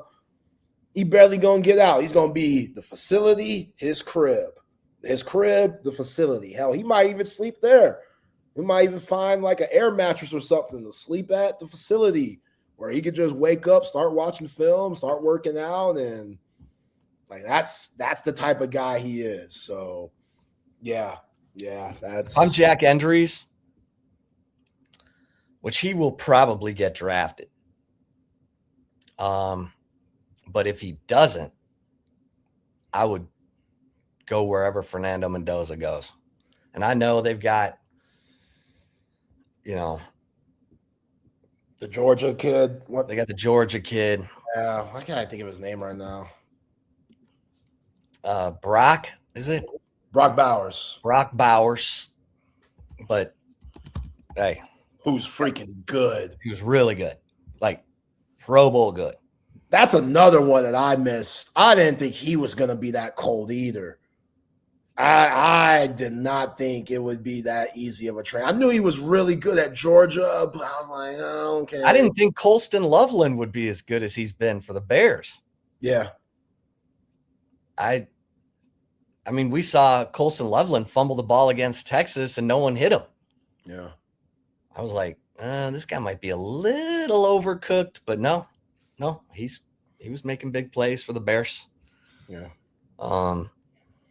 All right, the tight ends have really stepped their game up. Yeah. Or Warren, the Penn State dude, went to Indianapolis. Oh, stud. Yeah. Stud.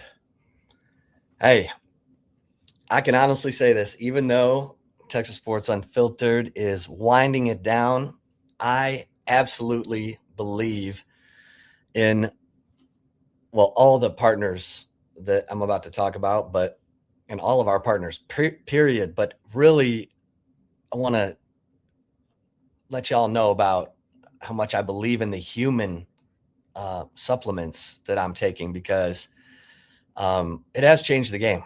I mean, I could tell you all the different supplements I've tried in the past, and my wife's like, you got to stop.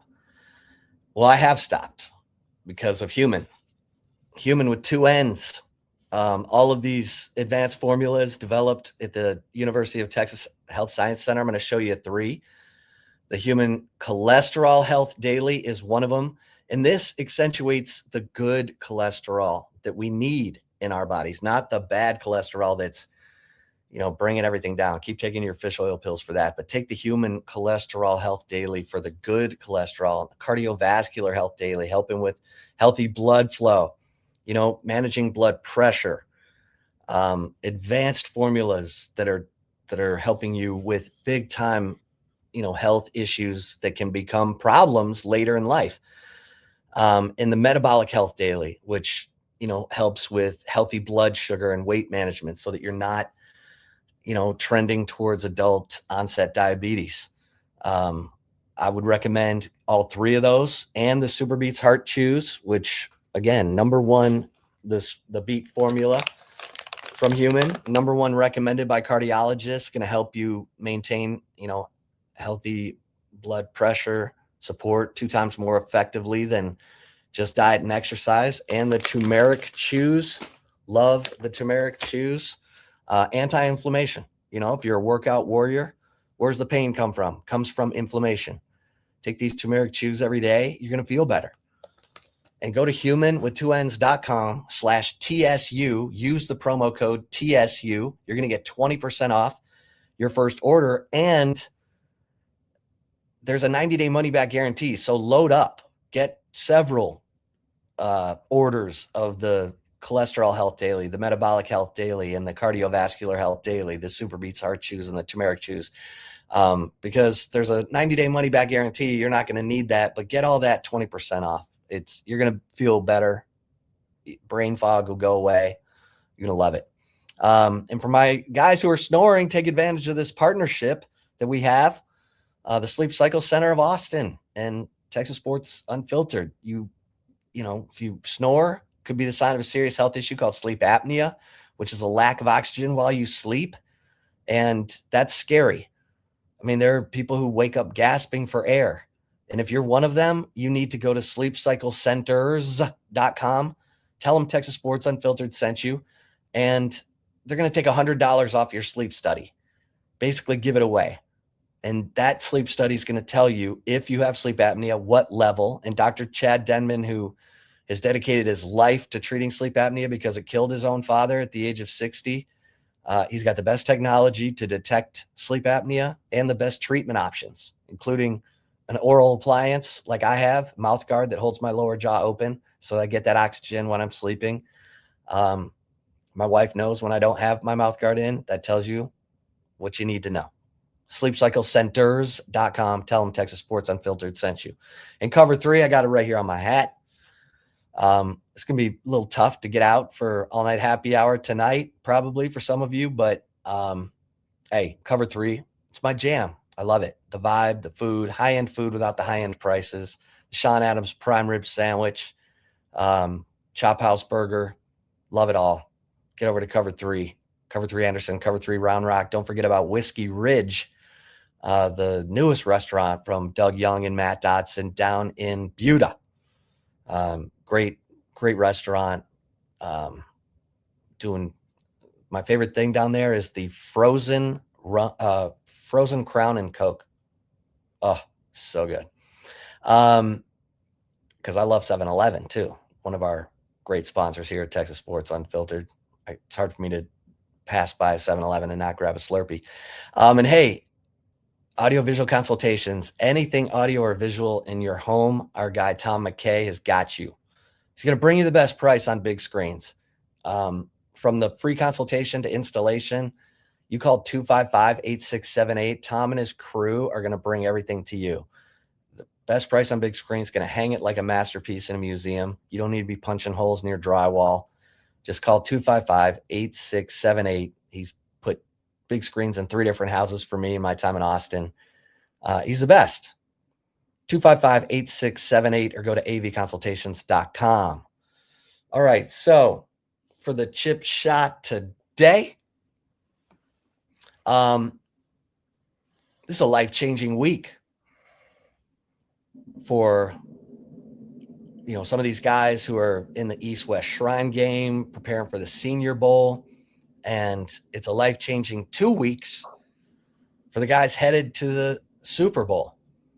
And the Texas Longhorns will have representation in the Super Bowl for like the 17th straight year or something. But super happy for, Brennan Schooler on the New England Patriots, for Byron Murphy, who is just such a stud. I mean, that guy just doesn't get moved. And he knows how to split double teams. That guy's going to get better and better and better. He's going to be going to the Pro Bowl soon. And Quandre Diggs on the practice squad with his old team. I mean, happy for him. And Michael Dixon, best punter in the game. Yo. He was that doing Xavier Smith muff. Yeah. Yep. That ball looks weird in the air. He probably had some weird English on. He's making a ball of shit. Whoa. Yeah. Man, I think, this is great stuff. One of these, or some Longhorn is going to end up with a Super Bowl ring. And I love that Dave pointed out that Max already had a quarterback win a Super Bowl, Garrett Gilbert, but he wasn't the starter. And I don't count. So Drake May, what a year. If he could cap this thing off, if he ends up as the NFL MVP, or did they give it to Stafford? But Drake May, that guy has been cool under fire. He's been so good. And I thought that who's the offensive coordinator for the Patriots? He was a terrible head coach. Josh McDaniel, sorry. He was a terrible head coach, as most all of the Belichickites are, except for Mike Vrabel. Although, I don't care. He didn't coach with Belichick. yeah, he didn't coach with Belichick. It ain't the same. He played for Belichick, but he coached for other people. Yeah. And I thought Josh McDaniel was like used up, and those dudes they've been singing in harmony all year. So good for them. And it's nice to have second chances. I don't think Josh McDaniel is going to get a head coaching job anytime soon. But yeah, super happy for Brennan Schooler, Byron Murphy, Michael Dixon, Quandre Diggs. It's awesome. And all the guys in the All-Star games this week, because it's your job interview. Make the most of it. Pro Day will be another job interview for them. But that's, it's an exciting time of year. And, Byron Murphy is a guy who I just love, because everyone, the minute he got on campus, his teammates talked about him like, this guy's going to be an All-American. He is the epitome of a dog. Like, you put a helmet and pads on that guy and he becomes a gladiator, and he wants to put your face in the dirt. And that's what you want, especially up there in the trenches where all the action is. That dude, he's just going to get better and better. And I hope he has Tavondre Sweat out there with him as a guest, and I hope they have a blast. I hope all those dudes headed to Santa Clara. It's going to be great. It's going to be great. And then, kudos to Texas men's basketball. Keep it up. Run everything through Dalen Swain and Tremont Mark. Bam. Boom. There it is. There it is. Come on, Sean Miller. No more angry pressers, man. Right. And he told them, apparently, at halftime, according to the players, this is a moment of truth for our season. They were down 37-30. They're lackluster in their way through the first half. And they responded. So it shouldn't have to come to that. But hey, with 11 SEC games left before going off to the conference tournament, maybe some of this stuff is sinking in. Maybe the roles are getting defined, and maybe they can string some wins together at Auburn. You won at Alabama. At OU, South Carolina sucks. Ole Miss is not good. Missouri's not great. LSU's, these are winnable games coming up. This is a weak conference, man.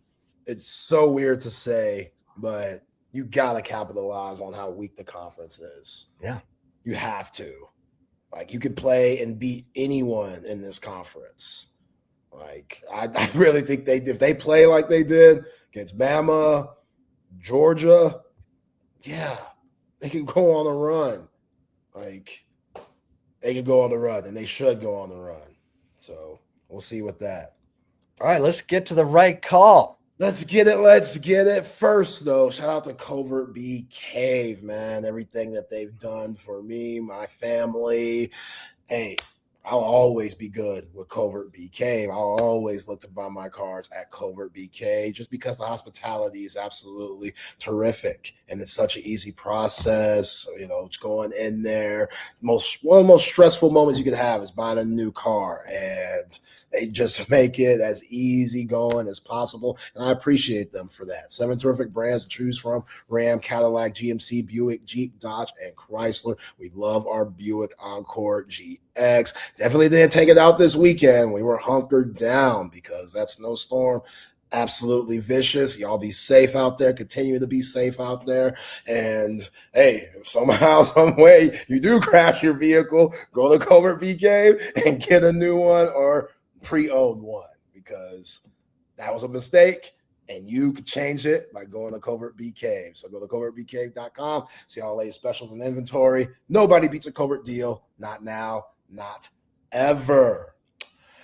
I saw this comment by my man Jack, man, which this warms my heart, man. Jack said TSU helped me get through a tough time about a year ago. Yo, I love things like that, Jack. I appreciate you, bro. Really do, man, because that's what I do it for. Like, I'd hopefully just making somebody's day that much better, somebody's life that much better. And yeah, don't worry about Chip and I. We'll be good.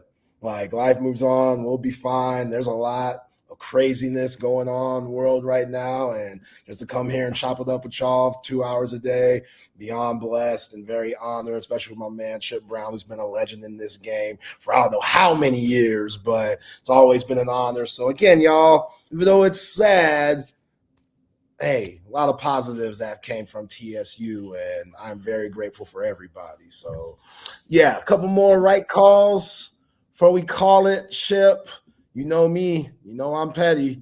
Got to go with the pettiness. Oh yeah, baby, come on, lay it on us. Look how they're doing Diego Pavia, man. Look how they're doing. Look how they're doing my man Diego, man. Found out today Diego Pavia weighed in at the Senior Bowl, 5'9", 7/8, $198. I mean, 7/8. He's almost 5'10". He's almost 5'10". He's almost 5'10". But yeah, little old Diego. Hey, this probably is just going to piss him off, though, in the right way, to where he's going to use it as fuel, motivation, and he's going to try to prove everybody wrong, which I admire that. Like, because he has to change a lot. You got to change a lot. We already talked about this, but he has to change a lot. His attitude, the way he approaches things, and hopefully he can do that. So shout out to little old Diego, man. Don't be mad at you, 5'9". You're still big at heart. Sean Payton is also catching strays. People are saying this is what Sean Payton was yesterday. My man, Kevin James, Paul Bart, Mall Cop. You remember when Kevin James played Sean Payton in the whatever biopic that was on Netflix? I still haven't seen it. I need to. I'm going to have much more time on my hands in these next coming weeks, but I still need to see what the hell this was and whose idea it was to say, we're going to make a movie about Sean Payton, a biopic. We need somebody to play him out of all the actors you could have got. Kevin James is what they came up with. And this isn't a knock on Kevin James. You know me, Chip. Like, if you've been rocking with us for these last few years, you know how I feel about biopics. There's a big reason why you get after me on air. Right. You could not stand the fact that Matt Damon played the ugliest Sonny Vaccaro. I'm sorry, Sonny, but you ain't pretty, bruh. You've done a lot for the game of basketball, and I appreciate you for that. But, Sonny, you ain't Matt Damon pretty. I've seen Born Identity. Sonny Vaccaro can't do nothing Born Identity at all. At all. They dressed Matt down, put him in a members-only jacket. It still didn't work. It ruined the movie. And then they put Ben Affleck as Phil Knight. They ruined the movie. They ruined it. It's supposed to be a great movie, and that just messed it up for me. And that's why I can't watch this, because I would love to watch a biopic on Sean Payton. I'm going to flip that on. What's it called, Sean Payton? I don't know what it's called. It was on Netflix? James, yeah, Kevin James, Sean Payton, Home Team. It came out in 2022, 2 years after the Super Bowl win, when NFL head coach Sean Payton was suspended. He goes back to his hometown and finds himself reconnecting with his 12-year-old son. This was during Bountygate, I guess, and he coached a group of middle schoolers. So that's what it's about. And they thought Kevin James was the right guy. Of all the actors. Kevin James. He's Sean Payton. That makes sense. By the way, you went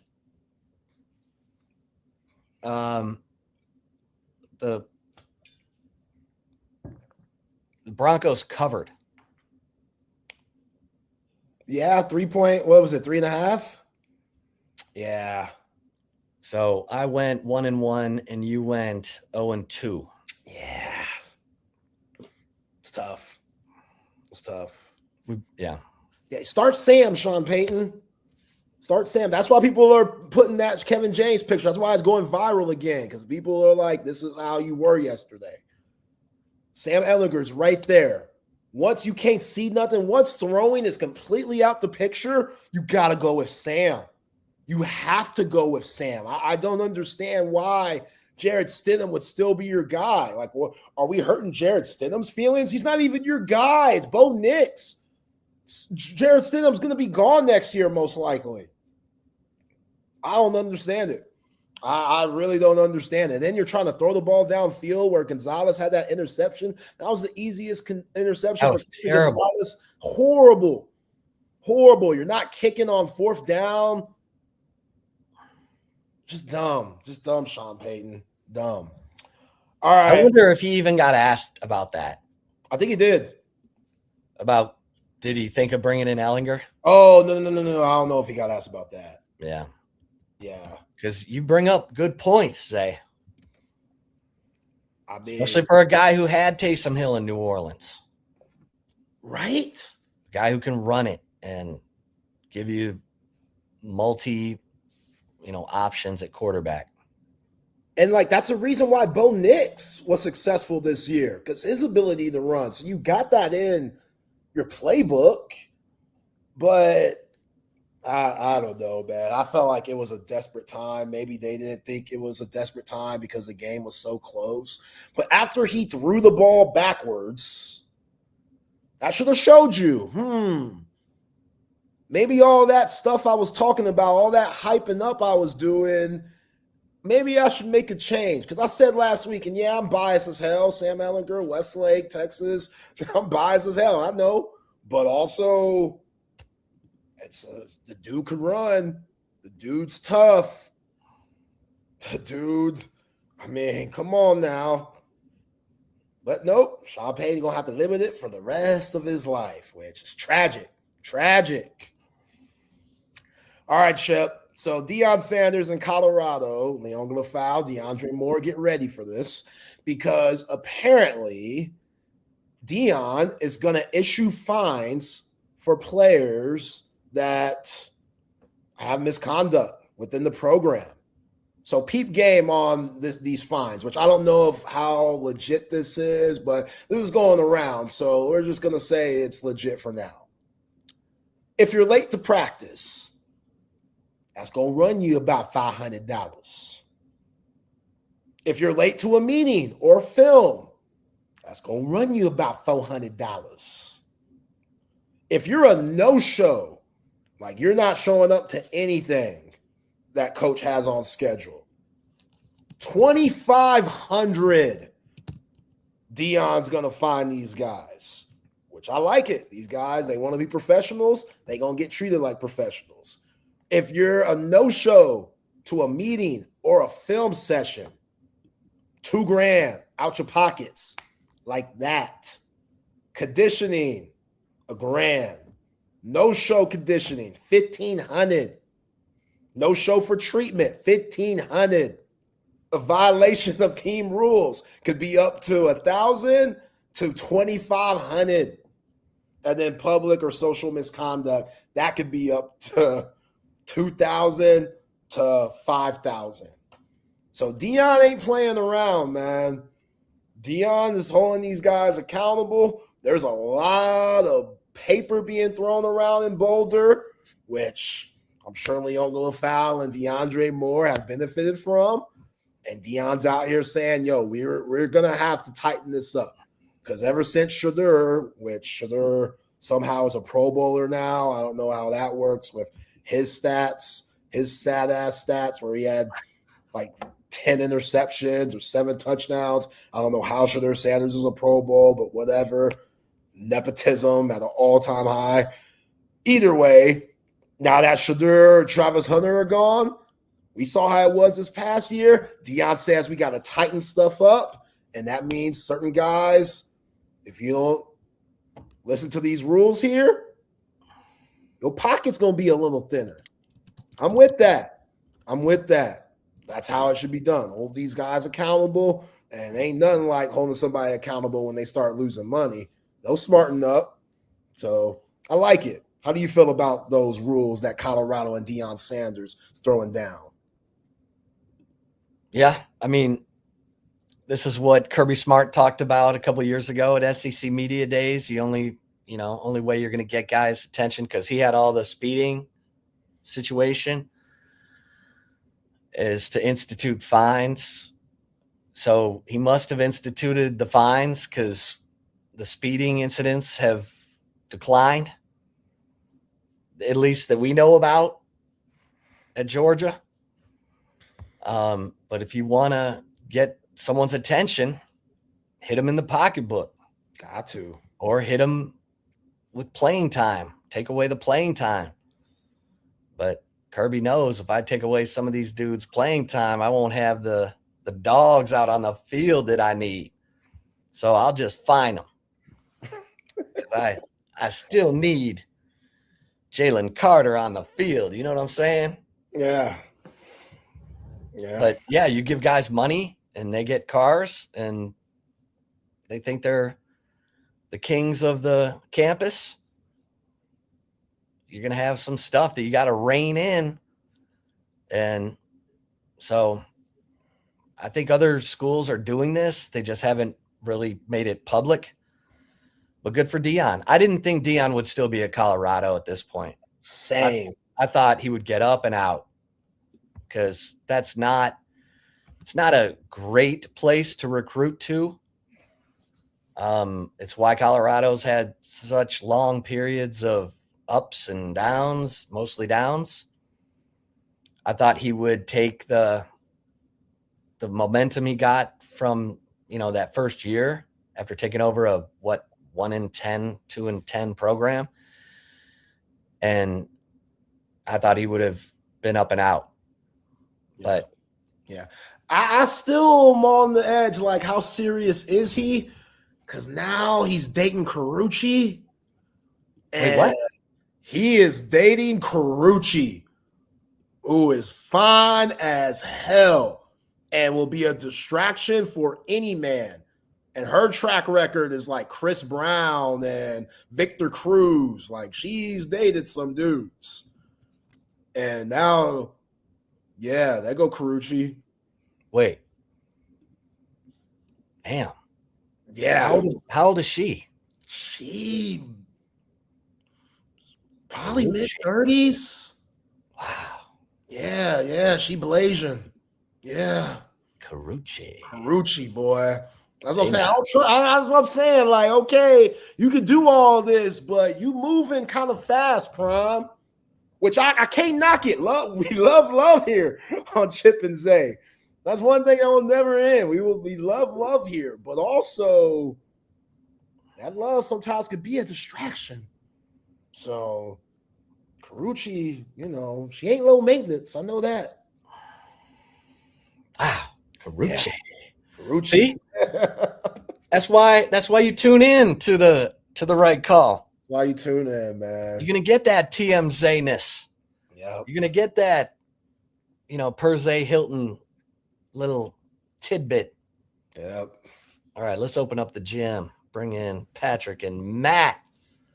Fellas. What's up, guys? What's going on, man? What's going on? Yeah, I always laugh at fines like that solely on the fact that I've always worked with, I won't say Nepo babies, but people that have enough money that money means nothing to them. And there's always going to be the ones like your best players are now, you just gave them an out to do all those things. Because if I don't want to show up to a meeting, $2,500, cool. Why make it if I can't spend it? I ain't showing up today. I want to go out and have fun with my friends.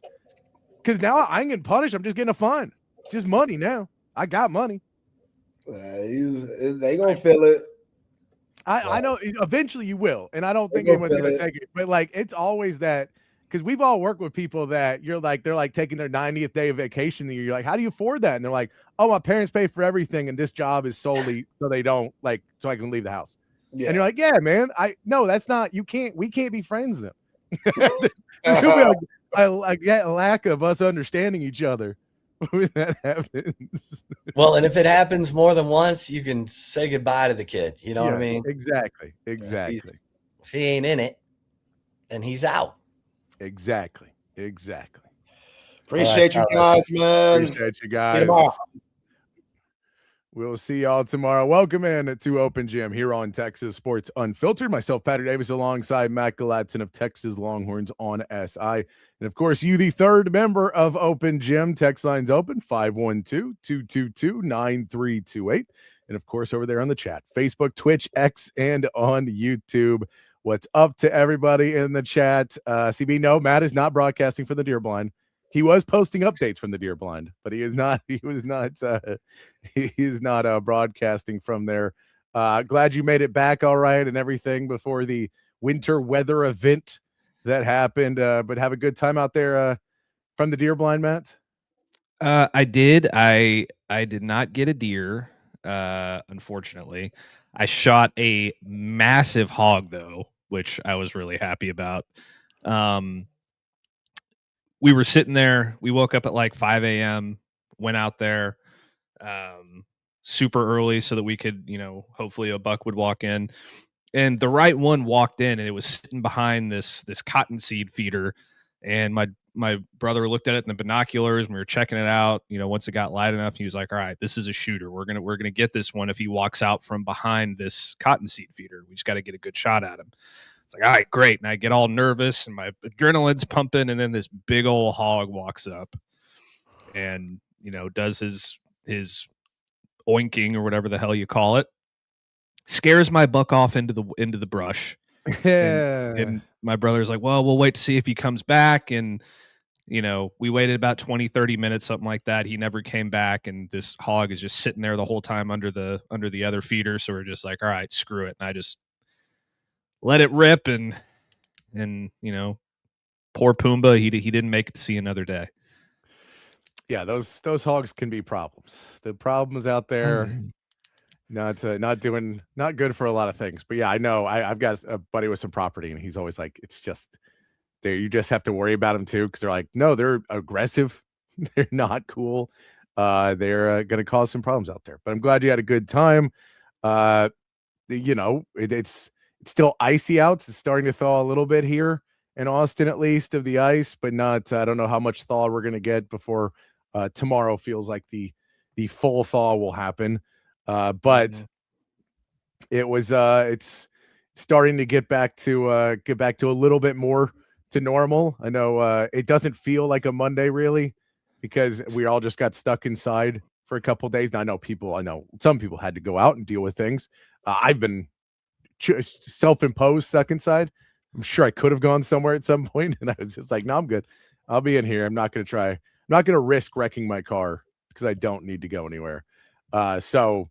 The power's been on. I should knock on wood as I say that for the past couple of days, so not having to worry about that. So out of all that, it's just kind of cold. Watching my dog go outside and then run as fast as I've seen him run in a few years, trying to get back inside after doing his business.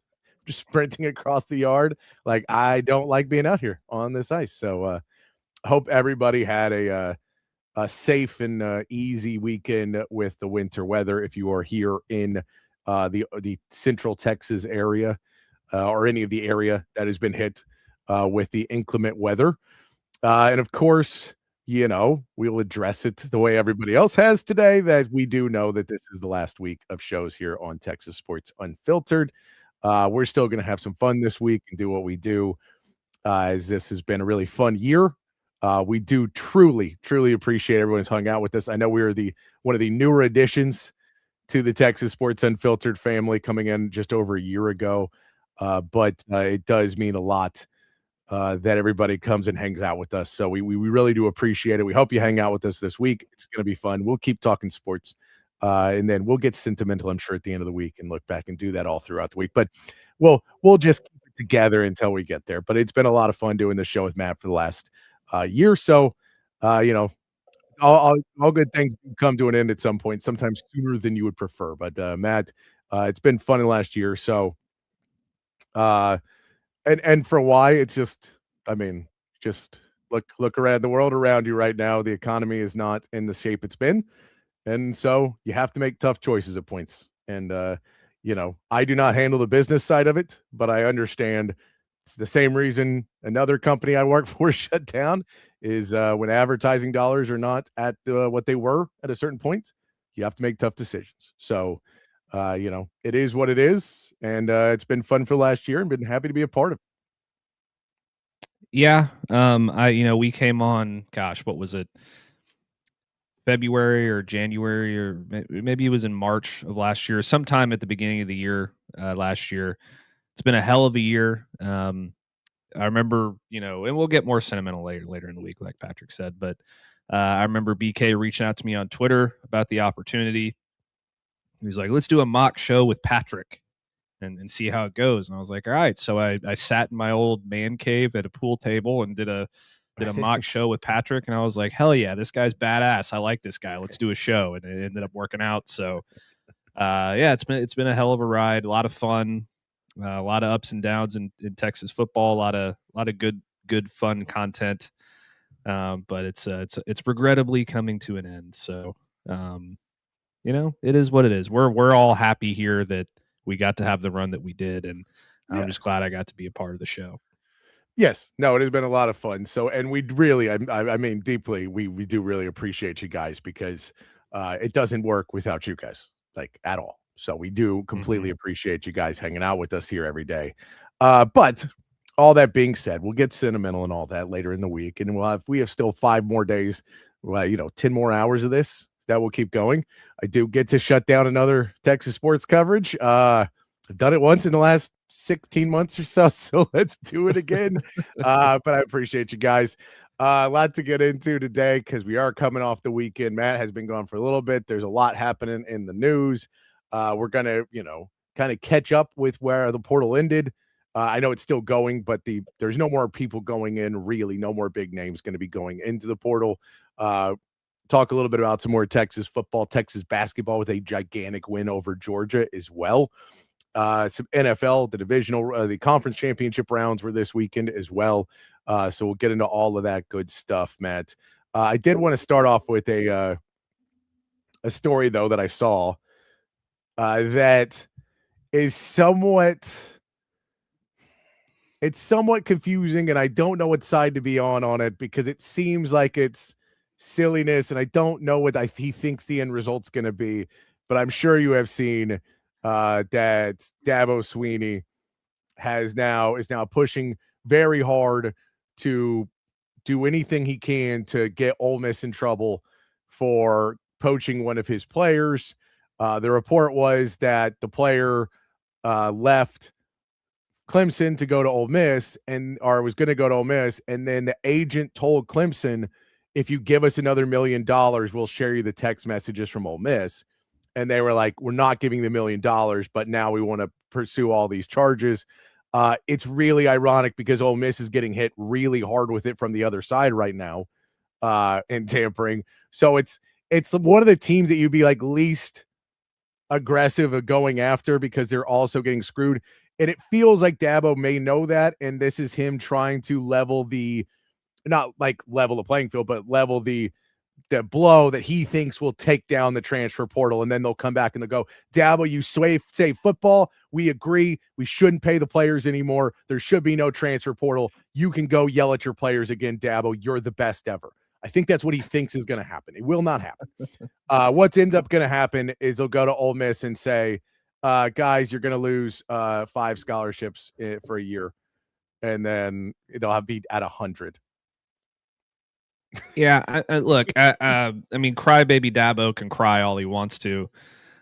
This is just the state of the game in college football right now. I mean, Ole Miss is getting there. This is happening to them all over the place from LSU. This is happening to other schools. I mean, if you asked a G5 or a FCS school how many times their players have gotten tampered with by any power program, they're going to say, well, pretty much all of them, Matt and Patrick, pretty much all of them. So, I at first I was a little bit confused on, where exactly did Dabo get these text messages from to Luke Farrelly from Ole Miss. And, I assume Lane Kiffin had something to do with it. I don't know. I don't know why Ole Miss would or Luke Farrelly would release the text messages. So there's a third party in there somewhere. Maybe it's the agent. I don't know. But if there's no rules and this is the wild, wild west, and people are just going to outright tamper with players left and right, like LSU did with Principal Mamielin and like Ole Miss did with Luke Farrelly, then adapt or die. If you don't do it, everybody else is going to do it to you. So you might as well until they put guardrails on it. And Andy Staples put out a pretty interesting tweet. He said, everyone wants real rules, but the schools aren't willing to do the thing CBA that would allow them to have the rules. But there is something they can do now to create a more orderly system, which is player deals and the way that they write coaches deals. So, and I agree with that is the next step that we have to take. But we're at a point right now where, anything goes. So you might as well take advantage of that while you can until those new rules are put in place. Yeah, no, I mean, that's kind of, it's just funny because Dabo's being the narc in a world where everyone's happening. And, even all, every team's basically had the thing where they're like, we know this guy got tampered with, but if we say anything, there's nothing to be done about it. And then we can't really tamper back, which now we're at a losing edge and we're just going to have 2 bad seasons and I'll be fired and none of this matters if I get fired in a couple years. I think that's kind of where Dabo's at, though. He's like, I'm getting fired next year anyway. Like, we're not going to be better. We're going to continue to get worse because I refuse to get in line with what everybody else is doing, which is fine. Just step down. Like, if Dabo Sweeney would have walked away after this year and said, it's really unfortunate what's happening. There's so much tampering happening, and I don't want to morally be involved in what's happening in college football. A lot of people would have gone, Dabo, dead on you. Yeah, good for you. Because you morally do not want to do the tampering and cheating that you have to do to win in today's game. And no one would get bad an eye at that. Now, you would get a lot of people saying, like, well, you should still pay players. But they do. They pay players. They've hit the transfer portal. They were 2 years late on it, 3 years late on it, on the portal. But they use it sparingly.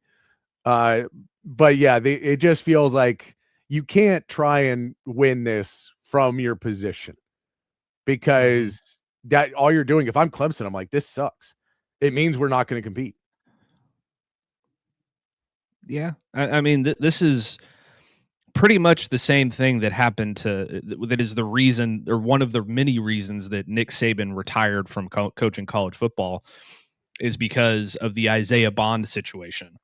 Like that was a thing that played a major role in cause and effect on him retiring from college football. Because, I mean, if you're just going to have another school come pay millions of dollars for your star player and he can just leave whenever he wants to after he's already enrolled in classes, then what is the point anymore?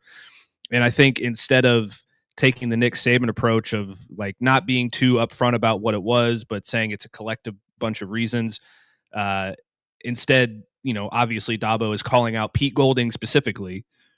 Yeah. And I don't have a problem with him calling out Pete Golding specifically because Pete Golding apparently is the one that sent the text message, but at the same time, call out the whole situation. Yes. Ole Miss is not the enemy here. It is all of college football and the NCAA that is the enemy, and the transfer portal and the agents and all of that. That's the real enemy here. And I don't know why everybody was so, enthralled in what Dabo had to say, because it's very obvious that it's happening everywhere. I mean, yeah, he came out and said it firsthand, but, cry me a river. Like if Ole Miss doesn't do it, then. Well, and I think that's. I'm going to mute for a second. All right. We used to have these at the Horn. We used to have fire. We would be doing the morning show, and then they would just do fire alarm tests in the morning while we're doing a show. And it was ridiculous. And we had to, and you just have to like call them again and be like, could we not do this at like 5:50 in the morning? We couldn't do this before 6 a.m. Like, now we got to do it at like 6:37 in the morning because we don't want to wake up. So like, that's not cool, man. We're on the air. Can we not do that? Make sure your building's not burning down, by the way. That's a smoke alarm. Don't want you to Well, it's not a smoke alarm. It's the building fire alarm. I don't know what's going on, but okay, it just stopped. Thank God. Woo! Okay, there you go. Yeah, these happen. Of course, in the last week of Open Gym, that would be something that happens in the first 10 minutes of or 15 minutes of the show. I apologize, everyone. I'm happy your building. Happy your building is not on fire. That's a good thing. No, I think it was just a test alarm. I don't know. But yeah, this situation could actually be used in like a best of moments of Texas Sports Unfiltered from the year. We've had it in the last week. We finally got one of those best of moments. Yeah, no, but it is the world of for Dabo, and what he's doing is. I get why people are are excited about it because they think something can happen. You're like, it's not built. The system is not built to be fixed right now. Mm-hmm. It's not a commit alert either, CB. Unfortunately not. But no, it's but yeah, like I get why people are, but you're like, this is not how this change is going to come about. The change is going to come about by actually rationally forward thinking, not calling each other out on something that has been called out multiple times now. And we all just go, yeah, we know. There's nothing. It's like you can't really, and it's like if the NCAA wants to go try and put down sanctions on somebody, then they can just go, okay, here's the 90 examples of when it happened to us. So all those teams get the same thing, right? Mm-hmm. Like so it's like if you shut down LSU, then if you shut down Ole Miss, LSU has to get shut down too. And if LSU gets shut down, then everyone who poached a player from LSU after Brian Kelly left all has to get shut down. Mm-hmm. Texas has to get shut down because of player X and player Y. Texas A&M has to get shut down. Yeah. Every team in the Power Four, every team in the Power Four would be shut down or suffer these, scholarship limitations or fines or whatever it may be. No, unfortunately, the Indiana OL kid he's already re-upped with Indiana. So that he's not coming.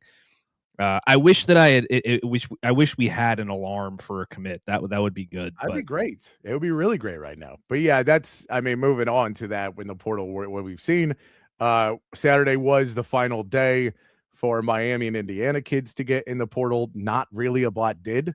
They were able to keep a lot of what they had. So there wasn't a bunch of more big names that jumped in, which is not hugely surprising. I thought Miami maybe would have a couple more if people thought Derry Mensah was not coming. And they were like, we don't have a quarterback, and that's not cool. So we're going to move on. But they were able to pay their money, show that they had a really great season. So we did not get a lot of guys that were jumping in that we could look at. It does mean that Texas is now in a position maybe a little bit behind the 8 ball for that offensive line. Potentially, maybe. The rumors were there were some offensive line visitors on campus last week on Friday. I still think this thing's going to play out. In the truest sense, that their home run swing work on the interior, it seems like it hasn't. Yeah, and that's okay. There's still plenty of quality players out there. I think that bringing in Melvin Siani at right tackle and being able to move Brandon Baker inside to guard is a bit of a risk, but if they feel that it's good for what they're trying to do in terms of being maybe more of a pass first outside zone run team, I think that Brandon Baker would be able to succeed in that.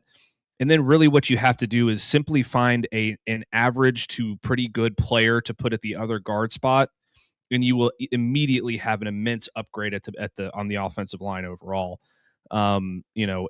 The play there was so bad last year that even bringing in an average player, very well could fix a lot of those issues. It doesn't always work out the way that everybody expects at every position. I thought they had a really good plan with the 2 Michigan guys. It ended up falling through because they wanted to go back to Michigan. It wasn't a money thing. There were a couple other players that they could have potentially brought in that elected to go elsewhere.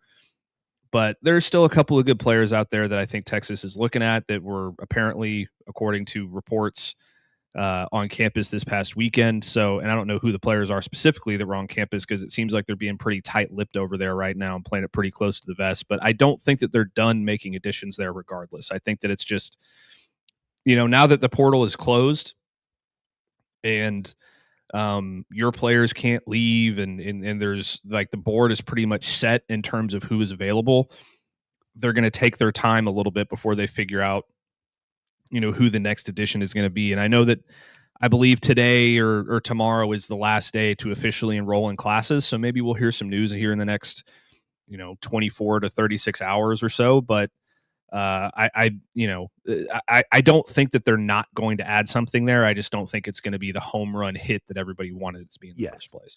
No, that's kind of the push, is that I think if there was one position that everybody was like, we got to hit a home run with, it was the offensive line. And unfortunately, you got a double. It's not bad, but you're walking into next season again with the risk. There is no one's going to be confident walking into next season about that offensive line, and there's nothing they're going to be able to say over the offseason to get there. Now, this is, it was already a do or die year for Kyle Flood. It has become more of a do or die year for Kyle Flood because now you're sitting and saying, well, you couldn't even get the recruits. So now you're saying you couldn't get other guys to come. And if you're the main guy doing that, now we really need to go get a different guy because you couldn't even get it done in the portal. So it's a dual-edged sword for him now. He's got to be able to figure something out. I still have belief in Kyle Flood. I know that is not necessarily across the board anymore, but it just wasn't what people wanted to see out of this offseason. You did get a lot of other positives that happened, so you're not completely, pissed off or mad or anything about the entirety of it. But I feel like it does feel incomplete. Now, it wouldn't surprise me that we do see a weird grad transfer portal that happens after the school year of some certain guys, and I don't know if Texas would be fully involved in that, but I could imagine that there will be plenty of teams that are still looking for somebody after spring ball that are kind of looking around and thinking, well, who's graduating? who's graduating with a year of eligibility? Who's out there is graduating with a year of eligibility because we're about to make them a huge offer because we need to find something. And I'm not saying that would be Texas, but I'm saying there will be teams that do that. Oh, yeah, absolutely. There's going to be additions in the transfer portal over the next few weeks. Like, it's not going to be now that this thing is closed, everybody's done. And Randy, I don't know how in on that linebacker they actually were. But I think they're fine at the linebacker spot. But at offensive line, like there's the kid from Western Kentucky who's who I believe is. It seems to me like he's waiting for a team to take a chance on him and fight for another year of eligibility for him, and that's why he hasn't landed anywhere yet. The kid from Navy just got cleared for another year, so he's in the portal now. Then there's Jalen Early, I think is his name, from Missouri, who's still in the portal, and there's a couple of other names out there that Texas could still look at. So yes, that position does make everything else feel incomplete at the moment. Yeah. But when you look at it from a broader perspective and you take everything they did into account, I still think that Texas hit a home run overall. I think that they're a much better football team than they were a year ago at almost every level. The secondary is going to be really, really solid again. The linebackers are going to be super fun to watch. I think that they're better on the interior of the defensive line. I think that they're just as good as they were a year ago at the edges. Their tackle situation is going to be a lot better on the outsides with Gooseby and Siani locking it down. Their running back situation is immensely better. And obviously the wide receiver position is a major strength now with Cam Coleman and Ryan Wingo and Emmett Mosley. So this is going to be a much better football team this next year than it was a year ago. It's just a matter of, can they find a piece that's good enough to make everybody feel solid about the offensive line? And there's still some shifting around and things they can do in terms of what players to put where. Like I said, you could put Baker at a guard spot. Maybe you play Jaden Chapman at a guard spot. He played well at tackle when he was forced into action this past season. You could cross train him, and I think he has the skill set to play both. And maybe they feel really good about some of these young kids. I don't like that. I feel like that's what we heard a year ago, and I don't want that to be the case again. But like I said, it's not over yet. I know it feels like it is, but it's technically not. So let's just see what plays out. Yeah, I know. I mean, really, we are. By the end of this week, it's a little bit scarier because they will not be here for spring ball. So, if there's not anybody that pops up in the next couple of days, then I think we get to, okay, well, this is what we have to believe we're running with until, and if someone comes in, then they better be head and shoulders above everybody else because they're coming in with no spring ball and have to figure everything out and learn what they're doing and all of that stuff kind of over the off season and, not necessarily with the coaching that you need to get. So it'll be, a little bit more difficult, but it takes me to the question I want to get into today, Matt, of looking at some of the players that are already on Texas roster that are the guys that are going to have to step up the most going into next season. Now that we know what we know about basically who's here, who's going to be the main impact guys for this team. When we start to look around, we'll start with the offense. Who is going to have to step up that maybe wasn't necessarily the biggest factor last season and has to step into a bigger role this year? So we can, like Arch Manning has to be better than he was last year, and he was good at the end of last year, but he has to be better next year. We know that. But some of the guys that are there, who do you look at first off on the offense, maybe the skill position that you think this guy's really going to have to take a leap next year in development and take that to get on the field more to help this team win? I on offense, it's a little tough because I feel like they're pretty good at the skill positions all the way across. I'd like to see Dalen McCutcheon take a step forward. I can tell you that. He showed some flashes last year. If he could learn to hold on to the football, I think that he would be a major player in this offense next year. Also, I know that he's going to be a true freshman, but I think Jermaine Bishop is probably going to have to play a big role in this offense in some way, shape, or form, at least by mid-season. You're going to want to be getting this guy's touches in every game. But the one that really comes to mind, I think, there's two. I'll start with the less obvious one. I think Ryan Wingo has to step up a little bit more. And I know that he was the most heavily targeted receiver, and he led the team in receptions and yards by quite a wide margin. But he needs to hold on to the ball. If he can take that step forward and progress in that way, I think he's going to be an elite football player. I think that's focus, right? That's just for Ryan Wingo. That's understanding, looking the ball into your hands, then making the move, being able to not get ahead of yourself. And the fact is, I get it. It would be more if it was across the middle and you're worried about getting hit. Those are still not good. You got to work on those, but that's more understandable. But there were so many that were him just looking upfield, trying to figure out where he was going to take the next step. And there was no one really coming that close to him that he wasn't going to get lit up if he caught the ball, but he just didn't look the ball into his hands and dropped so many that way this season that you have to get better at that world of focus, paying attention. I think Cam Coleman will help him in that too, because when you're out there throwing the ball around and you're playing with Arch and everything and you're not catching them and going upfield and Cam Coleman is going to walk over to you and be like, hey man, it's this, that, you have another coach with you on the field now of another guy who's really, really good to kind of help you through when maybe your fundamentals or anything starts to lack. They can keep each other accountable. Yeah, absolutely. And then I think the other one is Nick Townsend at tight end. I think he needs to take a step forward and be a complete tight end in this offense and, really give them a reliable option at the position in the receiving game, which is something that, technically they had last year, but it took them a long time to figure out how to utilize it with Jack Endries. And I feel like Nick Townsend is more athletically inclined than Jack Endries, and I think he has an opportunity to be a more complete player than Jack Endries. So if he can find that and really be Arch's best friend, a lot like Gunnar Helm was Quinn Ewer's best friend in 2024, I think that this offense is going to, the sky is the limit with this team. It's not the ceiling is the roof. It's the sky is the limit. And if he can figure that out, they're going to be so hard to defend. that they're just going to be scoring tons and tons of points. But he has to take that step forward for sure. Yeah, especially because that's another position you didn't really go out in the portal and try and get the next piece. Where you've done it with JT Sanders, you went out and got a guy. You didn't do it with Gunnar Helm, it worked out. This year, you go out and get Jack injuries, but and that doesn't necessarily work out, but for maybe other reasons.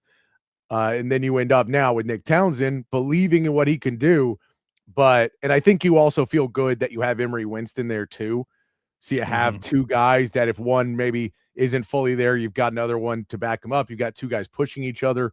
So I think there's at least hope that one of those guys will be ready. And I just know, talking to everybody who's seen them both play, Nick Townsend is the one that everybody feels has the leg up right now and has the real playmaker ability that you want to see. And so it is, can you block properly? Can you do it? It's the same thing we'll talk about with Hollywood Smothers and Raleek Brown and anybody else in that backfield for Texas this year. Is there's going to be a certain point of, if you can't protect Arch, then it's going to be a lot harder for you to see the field.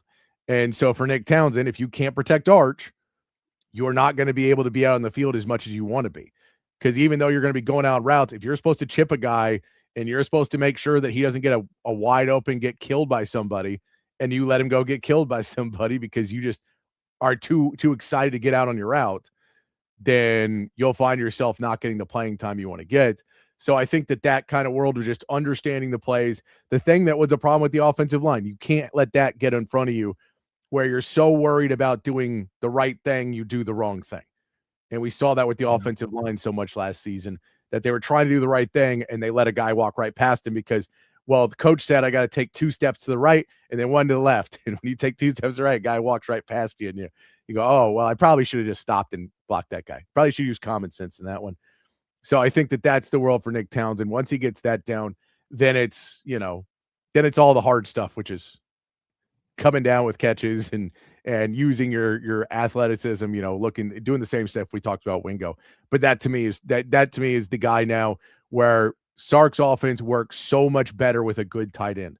It just works immensely better if you put a really good tight end into that system. And so when we talk about what he needs to be able to do, and you're happy because you look at it and say, hopefully you're there for 2 years and you get kind of the 2 years of JT Sanders where we saw him improve. In that second year, he's even better and we'll be with a different quarterback, but still he'll be on the Longhorns. We'll still be rooting. So I think that when we look at it in that world, Nick Townsend to me is the clear answer to that question of the number one skill position player that needs to step up. But I'm with you. Dalen McCutcheon as well could be a big piece of it. I think Khaleke Lockett is the season that if he's able to step in a role, will really alleviate some stuff, maybe be a little bit more in that Parker Livingston role of being able to make some really cool downfield catches throughout the season and just make a big play that people don't necessarily expect him to make because he doesn't catch a lot of passes. If he can do that and you go, all right, if you can get us 7 first downs this season, and they're big first downs, those are the types of plays that you just need to have those guys be able to do. Yeah, absolutely. I mean, if he can step into that Parker Livingston role and be a more athletic version of what Parker Livingston was, then yeah, I mean, I think that he has a real opportunity to not only be a big factor on this team, but really cement himself as 2027's wide receiver 1 going into that year. So that'd be certainly interesting to watch. And I think Nick Townsend is going to have an easier path to being successful next season than he probably had this year, in large part because of what they're bringing in Michael Masunis. Yeah. He's probably the most underrated addition that this team made in the transfer portal because, Steve Sarkisian wants to run a lot of 12 personnel, the 1 running back, 2 tight ends. It was very obvious that he wanted to have that as part of the game plan last year. It didn't work out. But that was for a big reason for that was because they didn't have a true mauling blocker, inline blocker at tight end. That's what Michael Masunis is. So it's really going to free Nick Townsend up to do what he does best and, allow them to run that 12 personnel a lot more effectively. So that addition can only help there. And look, I really like this wide receiver group. I know that behind Cam Coleman and Ryan Wingo, it's kind of, and Emmett Mosley as well. It's kind of young, unproven guys, it seems like, but I think that this is probably the most talented as a group that the position has been in a really long time. So it's going to be really exciting to watch. It is. So then we look at the offensive line, Matt, and this is Trevor Gooseby coming back, Brandon Baker, Devin Coleman, Connor Robertson, Jordan Coleman, Jackson Christian. Sorry.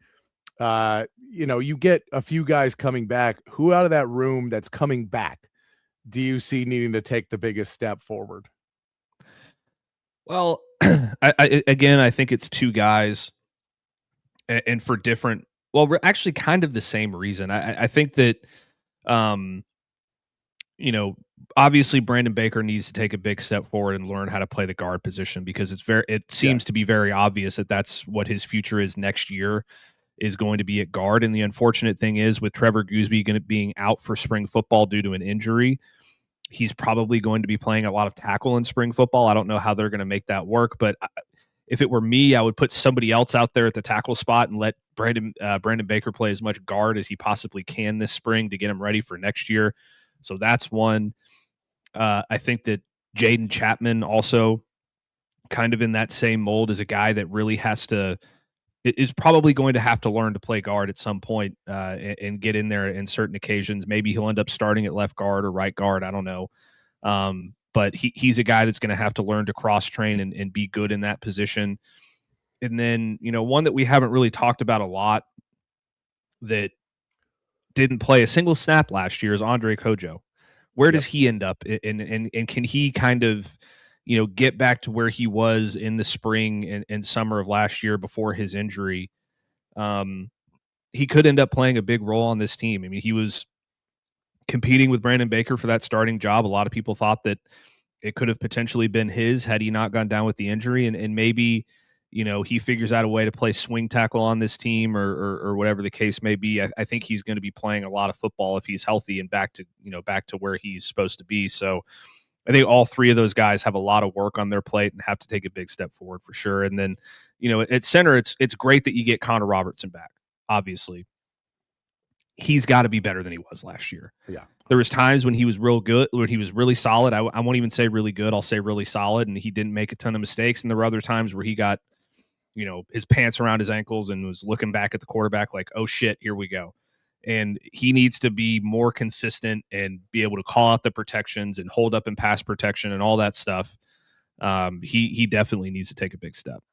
Yeah, because it's Connor Robertson we now know you're not getting a veteran interior offensive lineman, like a real veteran guy that's going to sit there and really protect. Now, unless they're able to find, either a grad transfer or somebody still in there that is maybe not the most physically talented, but a much smarter guy to play left guard, you're talking about a problem of last year. The protections were terrible to start the year. Now, Connor wasn't the center. Cole Hudson was. But then we saw Cole Hudson and Connor Robertson together. They were able to figure it out enough. But now you're talking about moving Brandon Baker in. He played last year, but tackles don't really set protections. So you're not going to look at Gooseby. You're not going to look at Siani.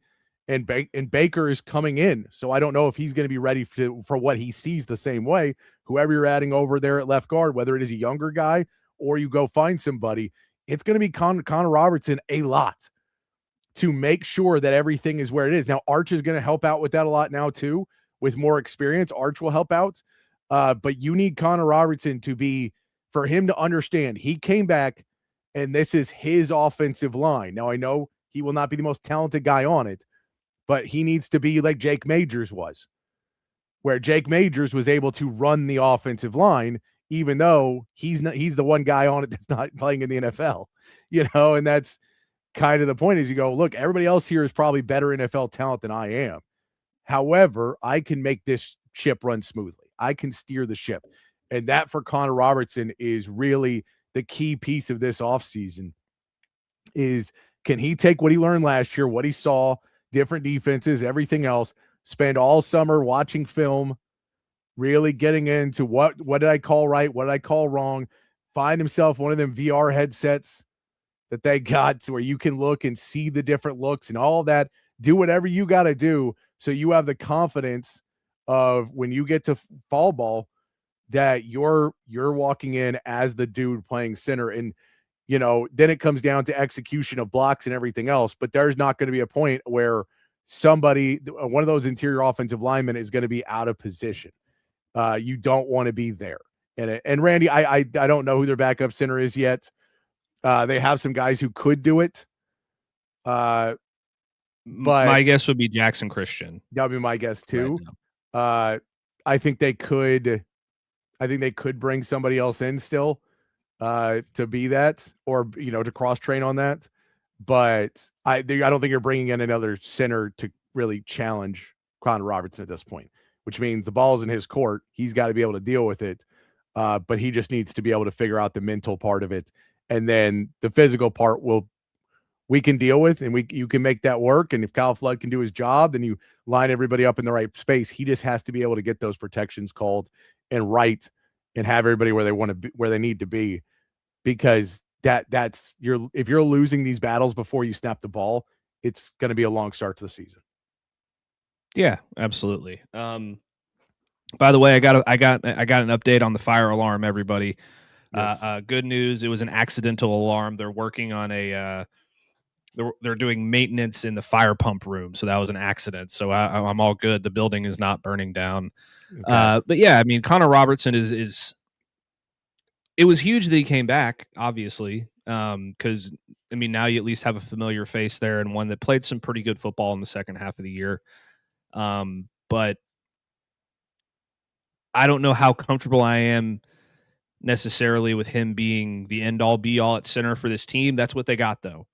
And maybe he can take a big step. Maybe he can be the Jake Majors of this team and just make sure that, as Patrick said, the ship is running smoothly.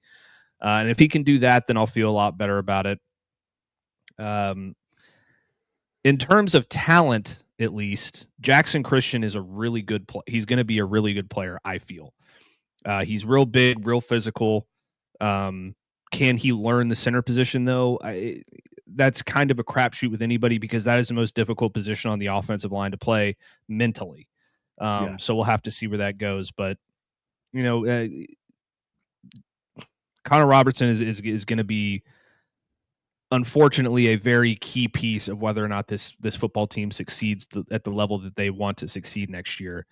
And does that make you feel comfortable? I doesn't make me feel great, but it makes me feel better than if they didn't have him. So I'll take it. Yeah. And I center is a weird, like, the confidence you have to be able to be the only guy on the offensive line that can't immediately pop up. Like, your first job is to make sure the quarterback gets the ball. Mm-hmm. And then you have to kind of pop back up, and you're a half second behind, and that's a different world. And Cole Hudson was not good at it. By the time Cole Hudson pulled back up from snapping the ball, he was so far behind where he wanted to be, he never caught back up. And he just played a lot better when he could just come out of his stance and go. So it is a different world for everybody. If you're not used to doing that, you have to do it a ton. You have to get that confidence up, and it just takes a different breed of person to be really good at it. And that's why you see guys like Jason Kelsey who are really, really good at it. Those guys seem to be pretty confident about everything. Mm-hmm. Looking over on the defensive side, let's start with the defensive line there, Matt. And we can go defensive tackles, nose tackles, edges. What do you like for someone that needs to take a leap forward in development this offseason? Well, I think that they're pretty solid across the board in terms of starters. From one side to the other, you're going to have Colin Simmons, Hero Canoe, Ian Gaffard, and Lance Jackson. How they line up will depend on what kind of look they're in and all this different stuff. You also have Alex January in there. You have Zena Umeazulu in there, and you feel pretty good about those guys. You feel pretty good about the young talent that you have. There's a couple of players that, I think need to take a step forward in their game to make sure that this unit is as good as it's capable of being. One of those is Justice Terry. Yeah. Playing that, kind of either 3 technique or 4 eye position on a defensive tackle, where he's either on the inside eye of the offensive tackle in one spot or just lining up as a traditional 3 technique. He can also play on the edge where Lance Jackson is if you need him, and Lance Jackson can also play those positions if you need him to. So both of those guys, I think, are going to play a real key piece in how this offense or how this defensive line runs. But the one guy that, like, I've been waiting, and it just hasn't happened, whether it's due to injury or whatever the case. Man, if Colton Vasek can just be what we all expected him to be, even like 75% of what we expected him to be when he came to Austin, I think this defensive line has a real chance to be something special. But he needs to be able to put in some real work at that edge spot behind Colin Simmons and make sure that this thing, because Colin Simmons can't play every snap of every football game. You got to get somebody out there that can be effective. And if Colton Vasek can do that, it not only helps Colin Simmons, and not only helps the defense, but it also allows your linebacker core to be a little bit more stable because Brad Spence can play more back there as opposed to at the edge position. So I think he's kind of the guy that I'm really looking at that, man, I really need you to take a step. I really need it. Yeah, I this is the year. And him staying and coming back, I think is gigantic for him to come back this year. It really is. I mean, if he's able to finally get over that hump, and it feels like he wants to do it here, it feels like he's got great coaches. Everything should be there. He just hasn't had the health to really get there, I think. So hopefully this is the year he finally gets that done. I'll throw in another name of somebody that I don't know if it would be, if they don't necessarily improve a ton, I don't think it's the end of the world, but I'm really curious what their ceiling is. And I think they could be something special. And if they aren't, they may get left behind in this season, is Murad Watson. Because Murad Watson started off last year and was playing pretty good. And it doesn't feel like he necessarily grew in the season the way I thought he would. Mm-hmm. Like, I thought he'd be really killer. I think Hero Canoe kind of took over and did more of that. Alex January did better by the end of the season, and he just kind of lost that momentum he had early on. And so part of that is you started playing, you played some really tough players later in the season, and maybe he didn't match up as well with some of the bigger talent. Now you've got another whole year in the Texas weightlifting system and bodybuilding and all of that good stuff. You have another year, a whole summer in the offseason with the coaches. You have all this stuff to build to where you want to be. From what the raw stuff we saw at him before he came in, the raw stuff we saw with him early in the season, I think Murad Watson has a ton of potential to get there, but it feels like if he doesn't, well, now maybe Justice Terry kind of moves ahead of him in the depth chart, and maybe some other guys start to move ahead of him a little bit more in the depth chart to where he maybe gets a little bit lost and is playing he's not playing more snaps, he's playing less snaps. But I think he could be super valuable as a guy who learns some more moves and becomes a really good pass rusher at the defensive tackle position. I think he has that full potential. So he's a really interesting one of a transfer that came in as a young guy and maybe next year could start to take that next step forward to be like, oh God, this guy's a real NFL talent and you can't leave him on the bench very much. We have to find ways to get him in the game. Yeah, I think these different defensive tackles are going to play different roles depending on which front they're lining up with, obviously. But we know that Kenny Baker in Texas really likes to have six guys deep along the defensive line and on the interior of the defensive line. He's going to factor in there somewhere. I would love to see him take a step forward as well, because not only would that solidify your depth, but it would also allow Justice Terry to move a little bit more freely within that defensive line and play in other spots, which is only going to help the overall depth of your position and the rotation. So yeah, I mean, I completely agree.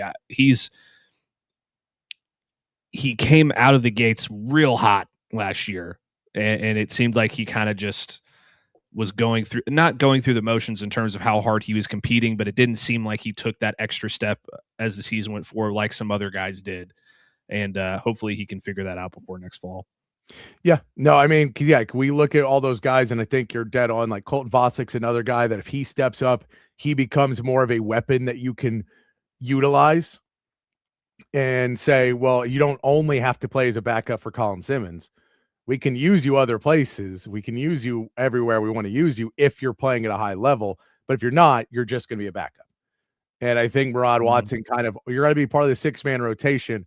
unless you become more effective as a pass rusher. And then we got special packages that your guys are going to be in when it's 3rd and 8 or 3rd and 12 or whatever, where we're just putting in the go get him package. And I think that those are the world that he's going to have to continue to improve on to get there. So I'm with you on those. Let's go linebacker core. We'll just go linebacker, which is easy. And Randy, you're right. Atkinson could play a huge role, or he could play very little role. He's a true freshman. I think we're all hoping he plays a big role because it means you've got somebody really special. But again, I don't ever try and put those expectations on true freshmen because it's really, really hard. And all the scouting and everything else you can put on them, you don't really know until you put them in the room. Are you somebody who can jump up a level? You're that good that you can jump up an entire level of play and not really lose a step. Very few guys can do it every year, especially defensively. It's really, really hard. So I'm hoping he can. But then, that linebacker core there's not a ton of guys left in it. Let's put it that way from last season. So, I mean, who do you have that has to step up now to pull out that depth? Well, there's the school of thought on Tyler Atkinson is that he's more ready to play than Anthony Hill was coming in as a true freshman. Now, how that actually plays out remains to be seen. So, like Patrick said, you can't really rely on that until you see it. I love the Rasheem Biles pickup. I think he's going to be awesome in this defense. I think Anthony Smith is going to be awesome in this defense as well. And Juice Cryer, I think, is going to be really, really good. So those 3 guys you feel pretty good about. I think that the obvious answer here, at least in my opinion, is, well, number one, Anthony Smith probably has to be your green dot guy and the guy that's, even though he's more of a will linebacker, he's probably going to have to play some more Mike linebacker for you, or maybe it's Rasheem Biles that does it. I don't know. But Anthony Smith was the guy with the green dot against Michigan, so it makes me think he has the inside track to be that next year. But I think the real obvious answer here is Brad Spence. Like, you didn't bring in another linebacker, at least yet, like you wanted. So given the versatility of Brad Spence, him being able to come off the edge or blitz from, a linebacker position or just play off-ball linebacker, I think that if he can continue the steps that we saw him take in the last part of the season this year, then he could be a real key part of that rotation and one that, you feel really good about, because he played almost exclusively linebacker at Arkansas. So he knows how to do it. He did some of it here at Texas as well. But if he can take a big step forward and maybe be your Leonga Lafau that you had last year, where, it's just a real solid player that you can rely on in the middle while you allow these other guys to just go make plays, then I think that they're going to be in really good shape. Overall, I feel like they've improved at the linebacker group.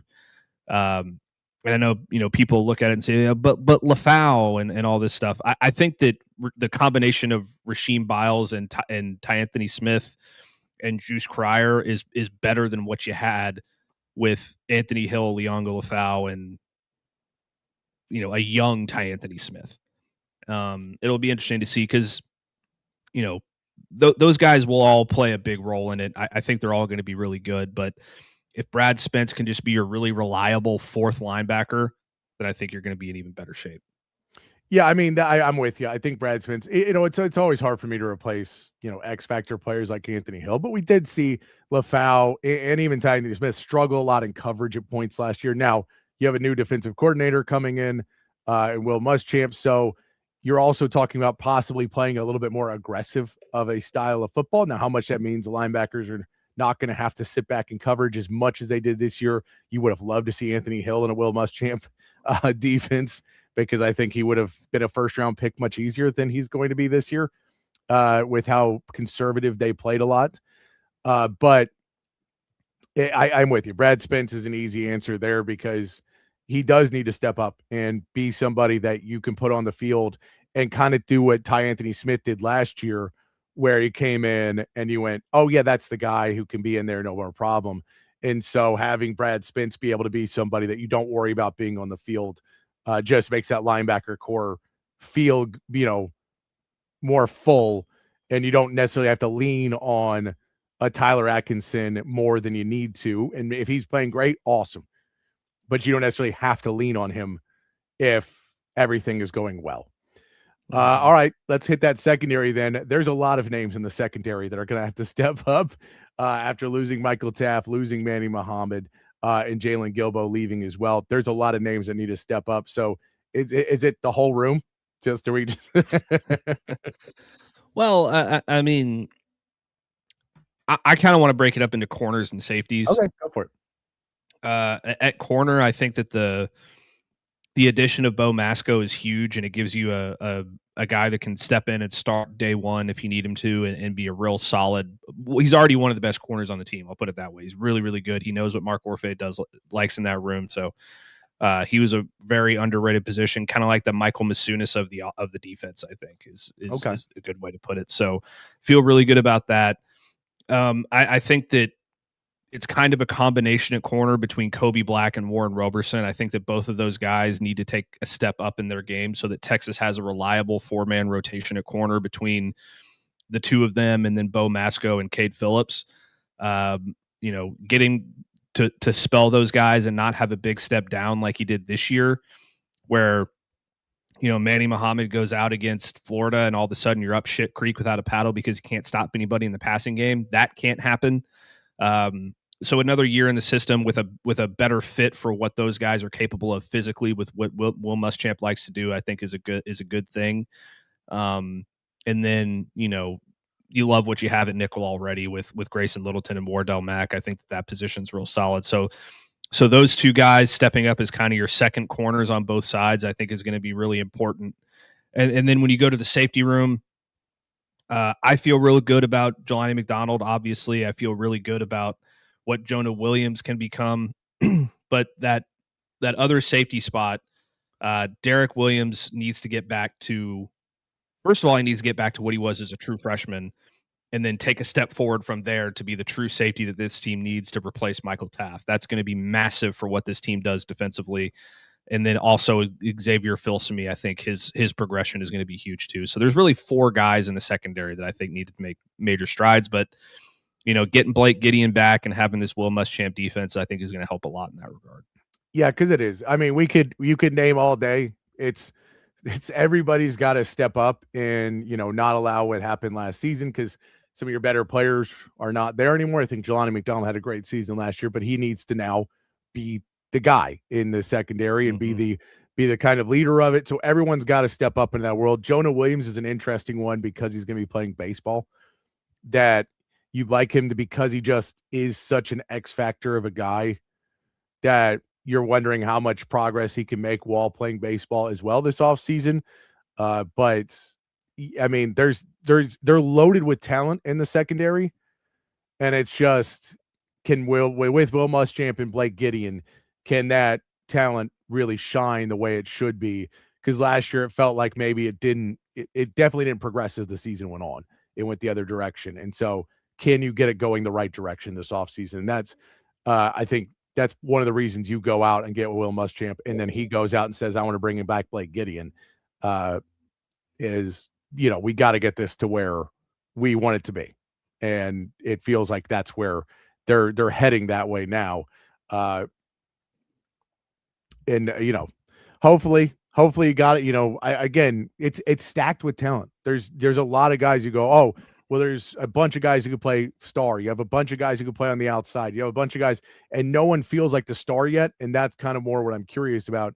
Who's going to be the stars? Grayson Littleton, who had a really great start and was you were like, oh, first team, all freshman team, to, all right, maybe not the guy when he got targeted a ton later in the season.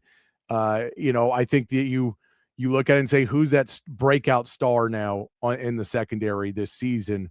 Because you really need to have one. Without Manny Muhammad, without Michael Taft, someone's got to step up. And that's the question, who's going to be?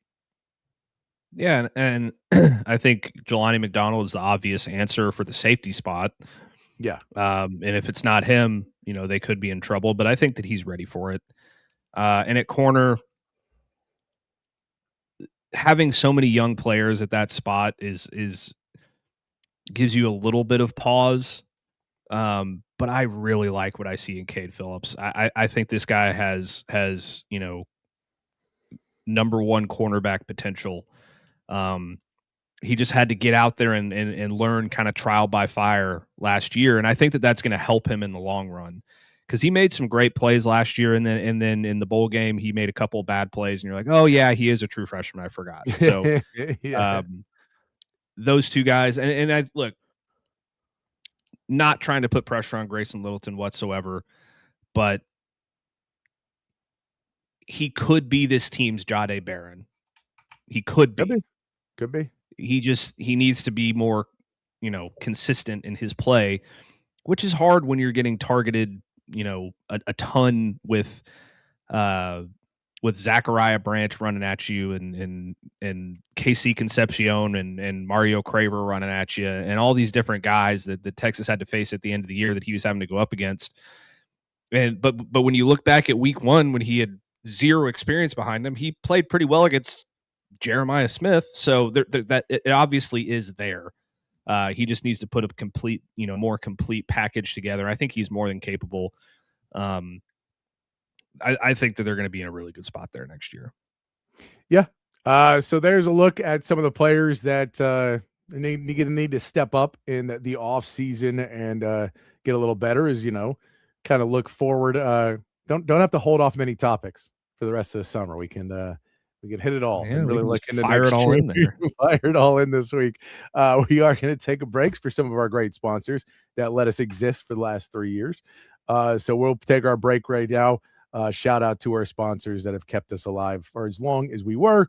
And we'll come back. We'll get into Texas basketball talk. We will get into some NFL talk. An hour 2 of Open Gym here on Texas Sports Unfiltered here on a Monday afternoon.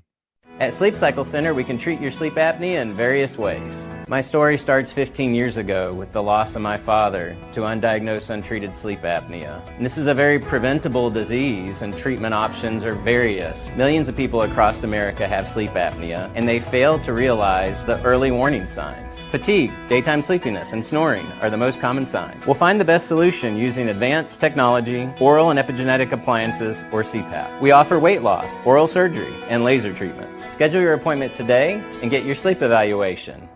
If you're looking to remodel a kitchen, renovate your bathroom, or maybe add some new life to your outdoor space, reach out to our friends at McCall Custom Homes. They are custom home builders and renovators here in Central Texas, and they've been doing it in Central Texas for more than 40 years. It's a father-son team with a ton of experience, and all of that experience is here in the Austin area. So they know what it takes to turn an Austin area home into something truly, truly special. Right now, our friends at McCall Custom Homes are offering free estimates to TSU listeners so they can come out to your place, hear your vision, they can tell you what they can do, and then you can go from there. Don't just take my word for it. Check out their website, McCallCustomHomesATX.com. Look at the gallery of jobs they've done over the last 4 decades. And then when you're ready, again, reach out to them and they will come to you. McCallCustomHomesATX.com, or you can call or text Mike McCall directly at 512-633-9580. It's McCall Custom Homes. We build value into your home.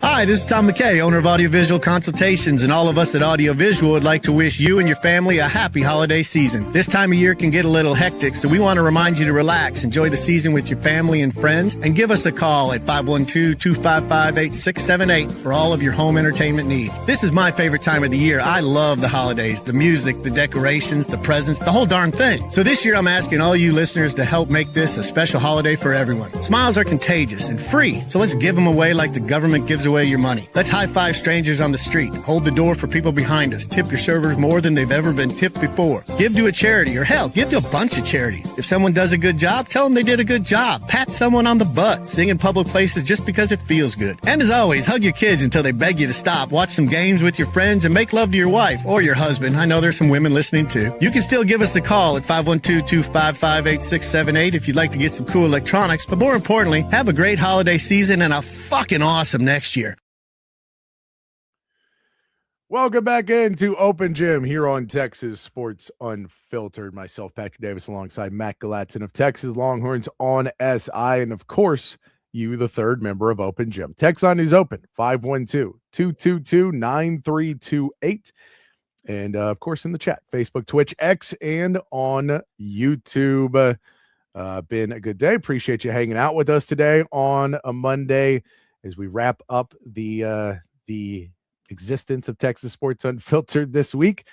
We just talked some Texas football. We're going to get into some Texas basketball here in a second, some NFL talk as well. I know Matt is upset that his pick of Rams winning the Super Bowl down in flames, but it was a good run. Yeah, catch punts. Catch punts. Special teams, man. Special teams. Oof, man. Important part of the game. Important part of the game, that special teams. Matt, did you see who the newest Pro Bowler is? The replacement for Drake May? Yeah, I think we could just shutter the Pro Bowl at this point because what an absolute joke. My Lord. I mean, Trevor Lawrence probably didn't deserve it, right? Maybe he said no. Maybe they went to a bunch of dudes and they all said no. I mean, how many? How like many? The entire league. Everyone in the AFC said no? I guess. I feel like somebody would have said yes by now. Another backup quarterback would have said yes. They said Quinn Ewers deserves it more than Shedeur Sanders does. He probably has a better touchdown to interception ratio, right? Does he have a better? Absolutely. It is absurd. It is completely absurd. They said fan votes are the main reason that they put him in because he's very popular. But you're like, guys, it doesn't mean anything if you got a guy who had 7 touchdowns and 10 interceptions and played less than half a season and wasn't good in any of those games, really. He was better than he was in the other games. But he was better than he was in the others. But he was never like, oh, God, that's a Pro Bowler. No. So I get why they put him in, but it does just be like, if I'm any other player now, I'm like, oh, I'm not going. Like, it doesn't mean anything now. It's popularity it doesn't have anything to do with sports anymore. Yep. And like, again, I'm not the biggest Shedeur Sanders hater. I just giving somebody when there was blatantly people that deserved it above him. And you would have to go, all of them said no. Every single one of them said no. Davis Mills deserves it ahead of him. Yeah. Davis Mills kept the Texans season alive. Yeah. Well, he kind of did. I mean, it was more the defense than him, but still, it was better than what Shedeur put on the field. Yeah, I'm just saying. 7 touchdowns. When's the last more interceptions than touchdowns Pro Bowl quarterback? Was it Tyler Huntley? Because Tyler Huntley was always the one that I thought was the weirdest Pro Bowler. And now it is Shedeur. Maybe Rex Grossman?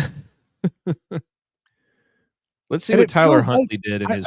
I guess these guys don't have Pro Bowls in their contracts anymore for like benefit for anything. Because you used to have it in your contract that you make an extra buck if you made the Pro Bowl, and then you'd be happy with it. So the year that Tyler Huntley made the Pro Bowl, he played in 6 games, started 4, threw for 658 yards, 2 touchdowns, and 3 picks. That's no, awful. and Joe, I think the leagues would care. The leagues care because they make a ton of money on advertising. Now the Pro Bowl makes less, but like watch the NBA All-Star game or the MLB All-Star game, and it's just ads every it's the whatever home run derby, and then the whatever kickoff show, and then the whatever national anthem, and then the whatever play, singing 7th inning stretch, and the whatever this and whatever it's tons of money in it. So that's why they do them, is because they're an easy cash grab.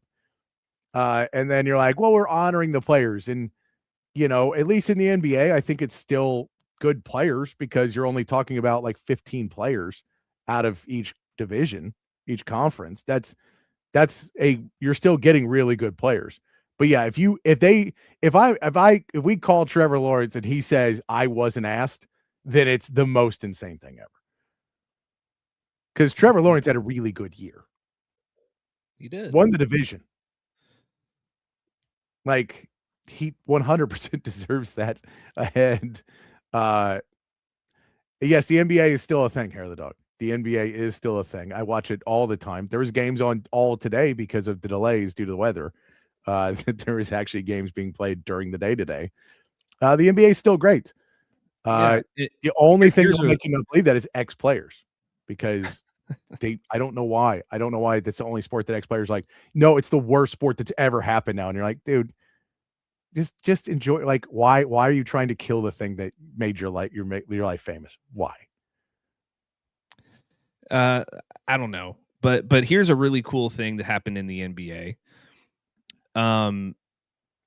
When the Mavericks played the Lakers in Dallas, Luka Doncic invited a bunch of media members from Dallas who were very supportive to him throughout his career to sit in a private box for the game. And then they got to do a private meet and greet after, and he signed autographs and, all this stuff. A good buddy of mine, his name's Kirk Henderson. He works for Mavs Moneyball, or he runs Mavs Moneyball on SB Nation. Got to take his 9-year-old son with him to this thing. And That's his awesome. 9-year-old son got to meet Luka Doncic in the flesh. That's awesome. It's like those kinds of things are still really cool in sports. Oh yeah. No, and Luka, we get, is a class act guy. He understands what it is. And poor guy started walking to the Mavs locker room at halftime. Was like, oh shit. Oop, wrong team. So used to doing this. Should still be doing it, but no. But yeah. Well, the trade deadline's actually coming up as well. So we maybe get a trade this week before we get off the air. Maybe there'll be a nice big trade. We had the Trae Young trade, but that did not turn out to be as well. But I don't know if the Mavs can move Anthony Davis because he's constantly hurt. So I know they were trying to move him, but I don't know if, now that he has that weird hand injury that seemed to come out of nowhere. Well, he's made of glass, so. He is made of glass. Not made of glass. Texas Longhorns men's basketball team played their best half of the season on Saturday. Beat the Georgia Bulldogs, number 21 team in the nation. Beat them by 20 points. Outscores them by 27 in the second half, at 57-30 second half. You saw this Texas team really. This felt like the best version of like what this team could really be, because it wasn't necessarily Jordan Pope going off, because I don't think Jordan Pope going off is a realistic best version of this team, because we know you like in a tournament play, you will not get that 2 games in a row. You can get decent games out of him, like you got out of this. It's a decent game out of him. Played 31 minutes, had 14 points, 3 assists. He wasn't, terrible. All of that. You get a good game out of Kendall Weaver effort-wise. Only has 4 points, but the effort out of Kendall Weaver is solid. The timeout play where he has to run and check out and, chase the ball down. And it's key Kendall Weaver right there. That's 100% of what Kendall Weaver is. I did not go to the game, hair of the dog. I was not at the game, no. I was sitting at the house, very comfortable, not driving in cold weather. Quite happy not driving in the cold weather. But no, we saw all the pieces come out of it. And then we saw what you really want is a Dalen Swain run team, a Tremont Mark run team. Those are your 2 best players. They both showed up, combined for 49 points for you in that game. That is what you want to see out of this team. You have to go through those 2 guys, and they have to play well for you to win. Now, they did that. Jordan Pope played well enough. Modest played well enough, even though he got in foul trouble. Cam Heide is all right. Didn't get to play as much, but him and Traore were able to just kind of not be net negative so much as they were just kind of there. Simeon Wilcher is not playing good basketball right now, has not been able to adjust to the SEC play, but they just don't have anybody else. And so, you're going to have to keep playing with the guys you got. And so that means you have to run the offense through Tremont Mark, through Dalen Swain, and everybody else has to just put out a copious amount of effort on the defensive end of the basketball court, really trying to get people off of their game. And they did it. They were able to play good enough defense in the second half, but really step up that offensive end and play Sean Miller offense. But they kept the defense still being good while doing that. That's hard to do.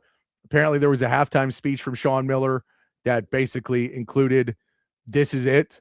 Like, this is the gut check time. This is this is the turn of the season for us. Either we win this game and all of a sudden we're thought of as we can be a tournament team and we figure out that we believe in ourselves and we can do it, or we just let Georgia go through and do what they're doing to us in the first half. We lose by 10 and we're not a real threat to anybody. And, might as well just, wake up the next day. And it's like, do you want to win or not? And he got him rallied up. Credit to Sean Miller. Got him rallied up, got the game plan right, and got this team what they needed to do to get a huge win and put yourself back on the map to, all right, if you can do this in a few games in a row and start to put some wins together, you can be a tournament team and not just a bubble team either, an actual tournament team. You just have to keep putting them together and continue to play with that same intensity that you've been trying to play with, because this was the best I've seen them look of a realistic Texas experience this season. So out of all the negative things I've said about this team, if this team can do this consistently, they may still lose some because it'll just be bad matchups.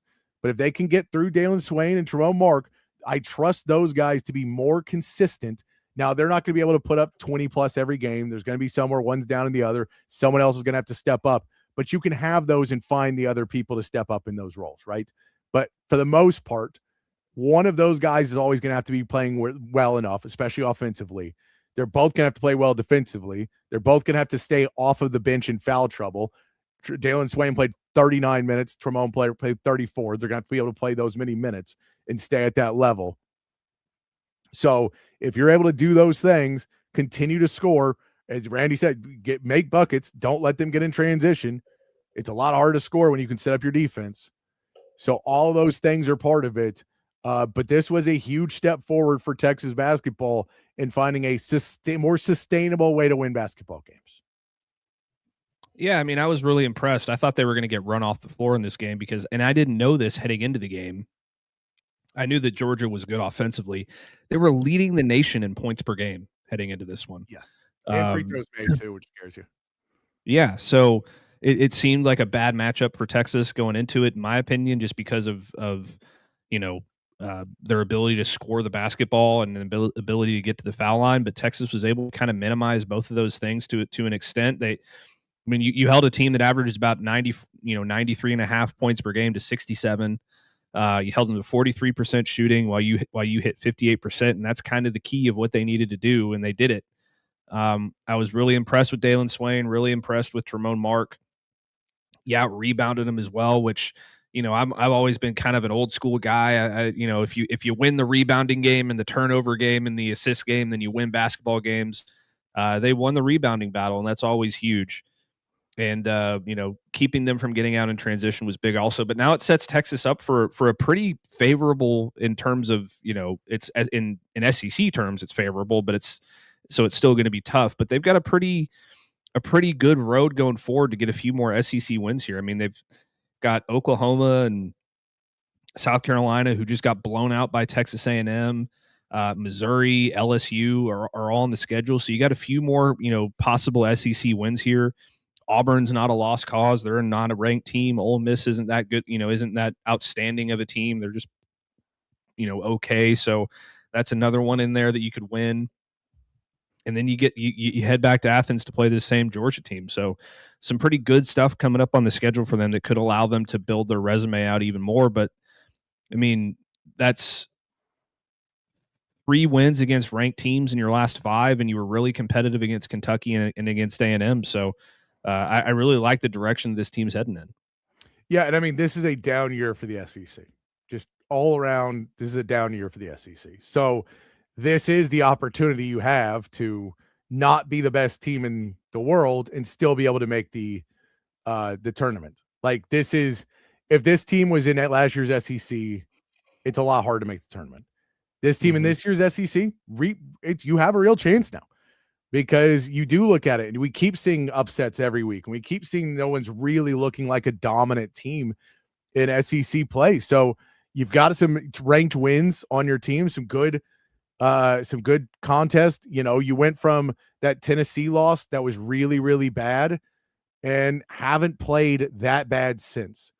You've lost games. You lost to A&M. You lost to Kentucky in games you didn't want to lose, but you didn't play as bad as you played against Tennessee. So you've turned it around a little bit more. You played against different sizes, different styles of play, and you've been able to get it at least be in these games. So if you're able to get more consistent scoring out of Dalen Swain and Jamal Mark and run through that offense and get those guys going, you're going to see this team be able to go. Now, it's a long season, still a lot more to get done. The game at Auburn this week is going to be another test for you. But luckily for you, Bruce Pearl's gone, and Auburn's not the same team without Bruce Pearl. If you believe he was cheating or not, but he's a hell of a coach. And so without him, it does make it a easier win for Texas. Yeah, I mean they're capable of winning all of these games that they have coming up.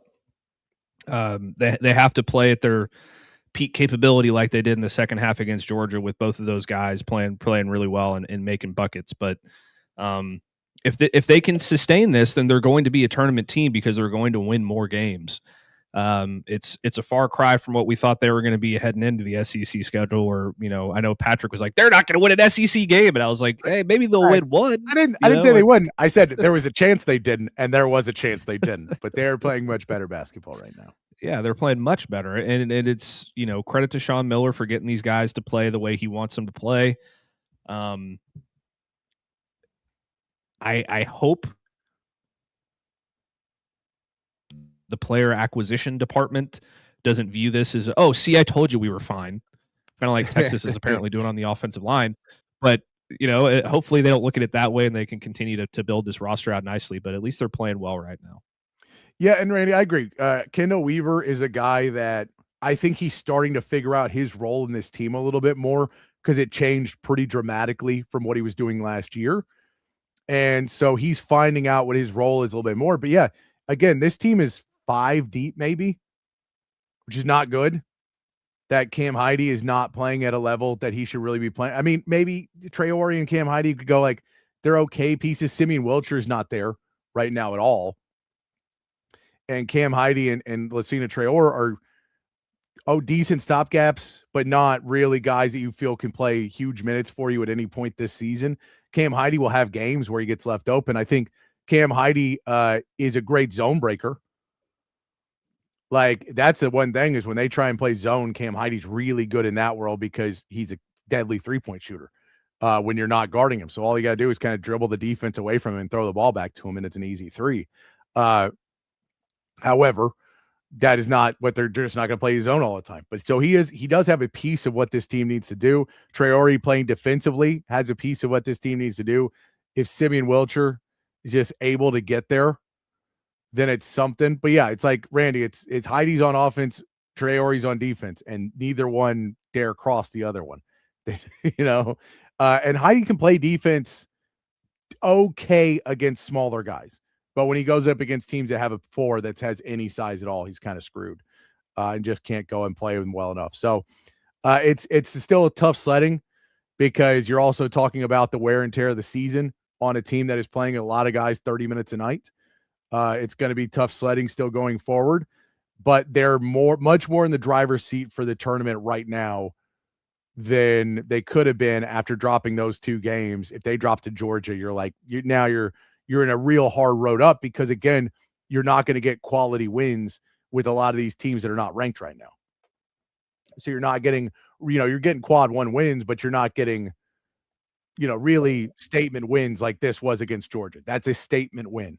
We beat a ranked team by 20 points, and really we dominated a half of basketball. And I think that gives you a little bit more of a statement that you can go back and go, remember that Georgia game when they came out in the second half and just destroyed Georgia?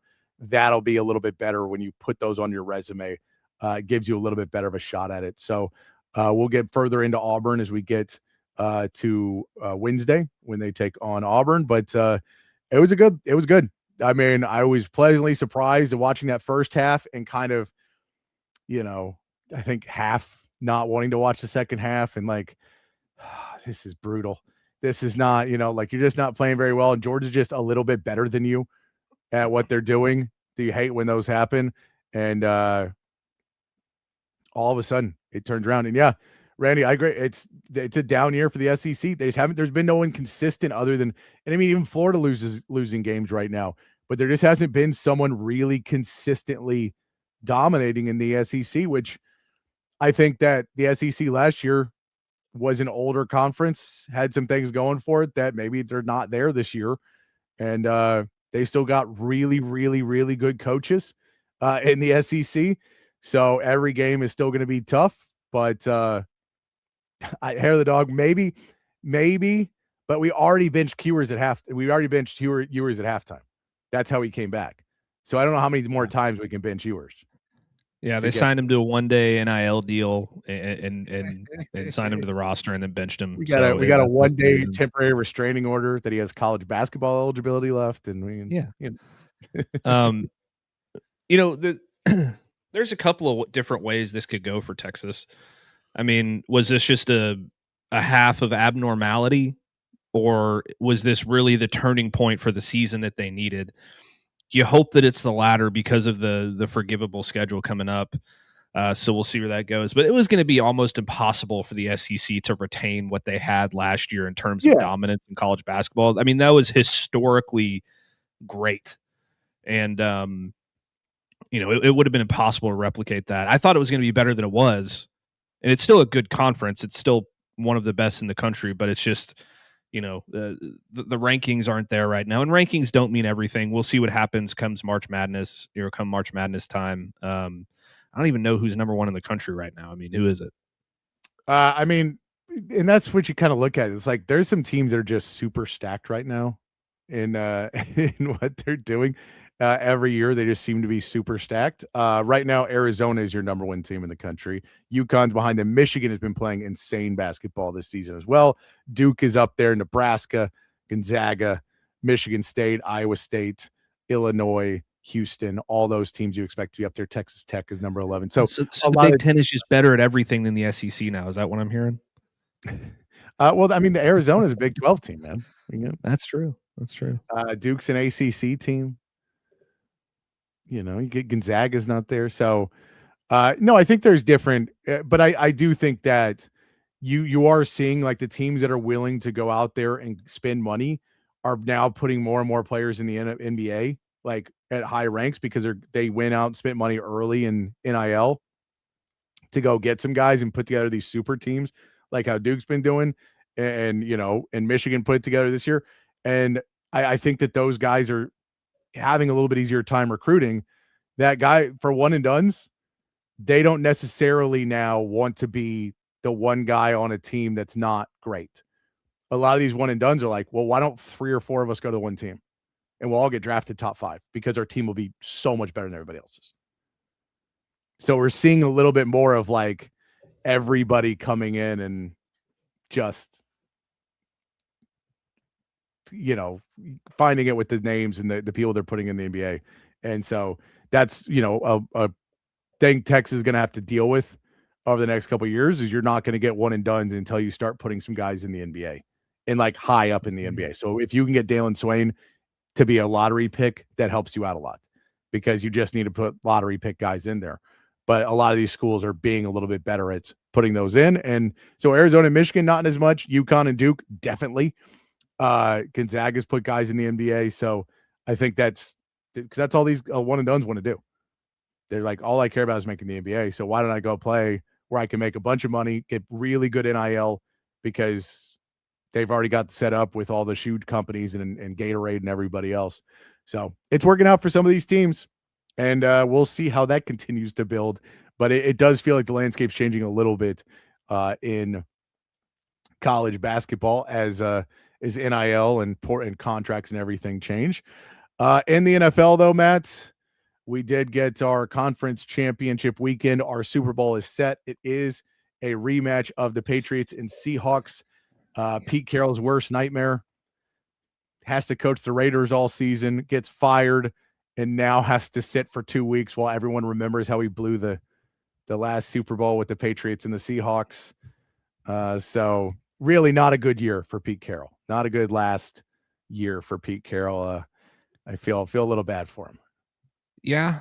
I mean, I don't feel particularly bad for him, but he's a good guy. He was a good coach. Maybe it's time to hang it up, Pete. But this was the exact opposite matchup that I wanted to have in the Super Bowl. I wanted Broncos Rams. I think I'm still one pick behind you, one point behind you in the scoring. So like the Super Bowl is going to decide it all. Unfortunately, we won't be sitting here to reap the rewards. We'll make our pick. We will make our pick before we go off the air. We will make it, and then we'll put it on Twitter or something. Exactly. But that Denver game was horrendously boring, and the weather played a big part in that as well. I thought it was going to be more high scoring. Jarrett Stidham came out and led a drive, and I was like, "Holy shit, this guy's good." And I was wrong. And then he didn't do anything else the rest of the game. I keep hearing people say Sean Payton should have taken the points.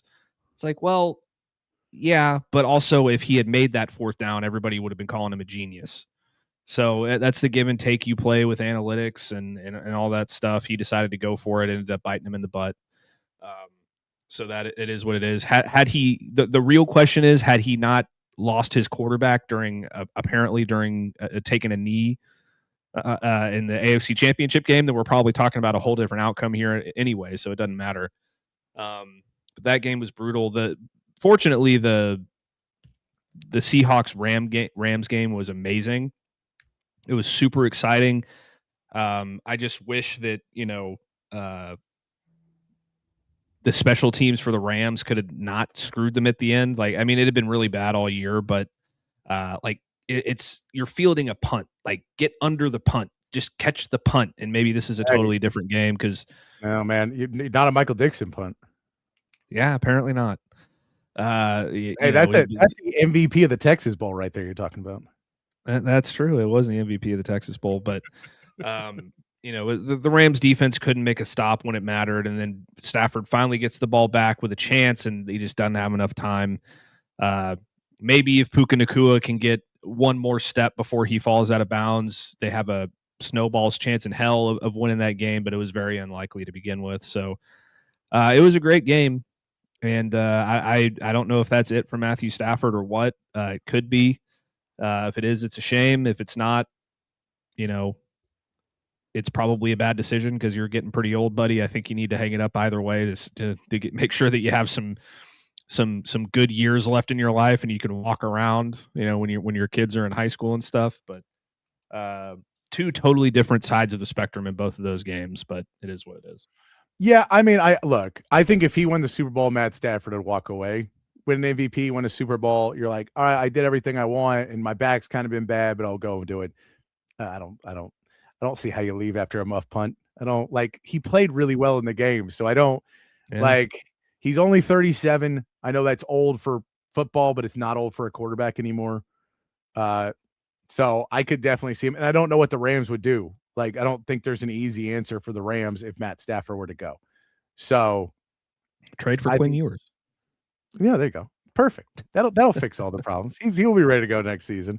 No, but he threw for 374 and 3 touchdowns in the game. He had a really good game in there as well. He's definitely still got it. It's just a matter of how long can we keep doing this? Yes. The injuries, exactly. He was not 100% all year. He was still battling stuff. Yeah, and I think that's the deal is, you have one of those losses. He's smart enough and old enough to know now that he was walking off and going, I'm not making any decision right now. I'm going to go home and spend some time with my family. And then when, in a week or two, after the Super Bowl, when I have to get up and go train and do the stuff I need to do to be ready, if I don't want to do that anymore, then we'll start considering wrapping it up. And if I don't mind getting up and going to do that, I'm not hungry to do it anymore. Then, if I'm still got the hunger, it's all about, do you want to take that, extended vacation and then try and come back or walk off? And so CJ Stroud will be fine. Stafford ain't coming to play for Nick Caley. Hell no. No. By the way, did you see Bobby Sloak's a new offensive coordinator for the Dolphins? Poor Quinn. So sorry, Quinn. That's not going to work out well for you. But it also could be a situation of, he goes home and he spends time with his family and he realizes my wife is obnoxious. I don't want to be here 24 hours a day, 7 days a week. I need to go back and play football. Exactly. But that's the thing is like, it's all about, you take your time to heal up and then you have to start going back to the gym and start making sure you're ready to go and doing your rehabs and your physical therapy or whatever your stuff is for the amount of pain that he's in, to try and make sure he's okay. And when you start doing that, it's like, are you doing it at the NFL level or are you doing it at the, chilling at the house level? And so I think that world is going to be for what his decision comes into, but he's only 37. We've seen plenty of guys play into their 40s. So if he wants to come back, it is not anywhere near unprecedented. It's more the abuse his body took in Detroit and kind of what he's put his body through over the years that you just feel like he's not necessarily, he might have to lose some weight or something like that and start trying to get into the shape of like that Tom Brady 45-year-old shape of being able to, have the sustainable body on you. But that's up to him of what he decides to do. I'm sure he'll say it. I don't know if he'll want to do the Clayton Kershaw walk-off tour where he goes everywhere and does that. I don't know if he's going to try and do that one. And look, he could announce what he's going to do at the MVP ceremony too. To give him the MVP and he could say speech and say, yeah, it's a lot of fun. And I'm decided I'm going to wrap it up. Or he could say, can't wait to run it back. Win it again. Yeah, next. I tend to believe he'll be back. I would believe it too. He's again 37 is not that old for a quarterback. I know he's hurt and beat up, and Stafford's not fat. But like when I say lose weight, I mean you're shedding muscle in certain areas and you're like training your body. So it's what Tim Duncan had to do late in his career, where Tim Duncan wasn't fat ever, but he was like carrying a lot more weight as a 7-footer, and you just try and trim off fat and everything else to put less pressure on your knees and your back and your joints and everything else. You just have to lose some muscle in different areas. That's what I mean by losing weight. Yeah. And that would make sense. That's what Tom Brady did too. So yeah, exactly. I would be really sad if he retired. I want him to play until he's 40. But we'll see what he ends up doing. This will be the first Super Bowl that I can remember truly that I will have no interest in though. Like I don't even know how much I don't know how much of I'm going to watch. I mean, I'll watch the Super Bowl. It's the Super Bowl. I've watched plenty of bad Super Bowls, so I will be watching it because it's the Super Bowl. But it's not a watching the Super Bowl like, oh my God, I'm rooting for a team. But again, I've been a Houston football fan. I've never had a team in the Super Bowl ever. That's true. So I've always watched it as, oh, it's a fun event. And you just kind of watch it and you go to a party, go hang out with friends. And then if it's boring, you talk to your friends. Oh, you'll be on a plane. Well, then that changes it a little bit too. I do have the question that we got asked. Is if the let's see if I can find it in here. To answer your question, Hair the Dog, yes, I do think he will. Do the Broncos win if Sean Payton makes a QB change? If you want to go in and say, I would say, I think that it's silly to me that they didn't put him in at all once the conditions got as bad as they did to just run the ball some at the quarterback position and have like those options, because I mean, that's what Drake May did in the second half. It's like Drake May had 86 passing yards in the game. And then they were just like, I mean, the biggest play of the game is him running to the outside and picking up that first down at the end of the game. It's probably the moment where you say it's his biggest moment of the game, most likely. So I think if you want to say Jarrett Stidham wasn't playing bad, I wouldn't say you pull Jarrett Stidham completely, but I would have put Sam Ehlinger in there to be more of a runner at a certain point.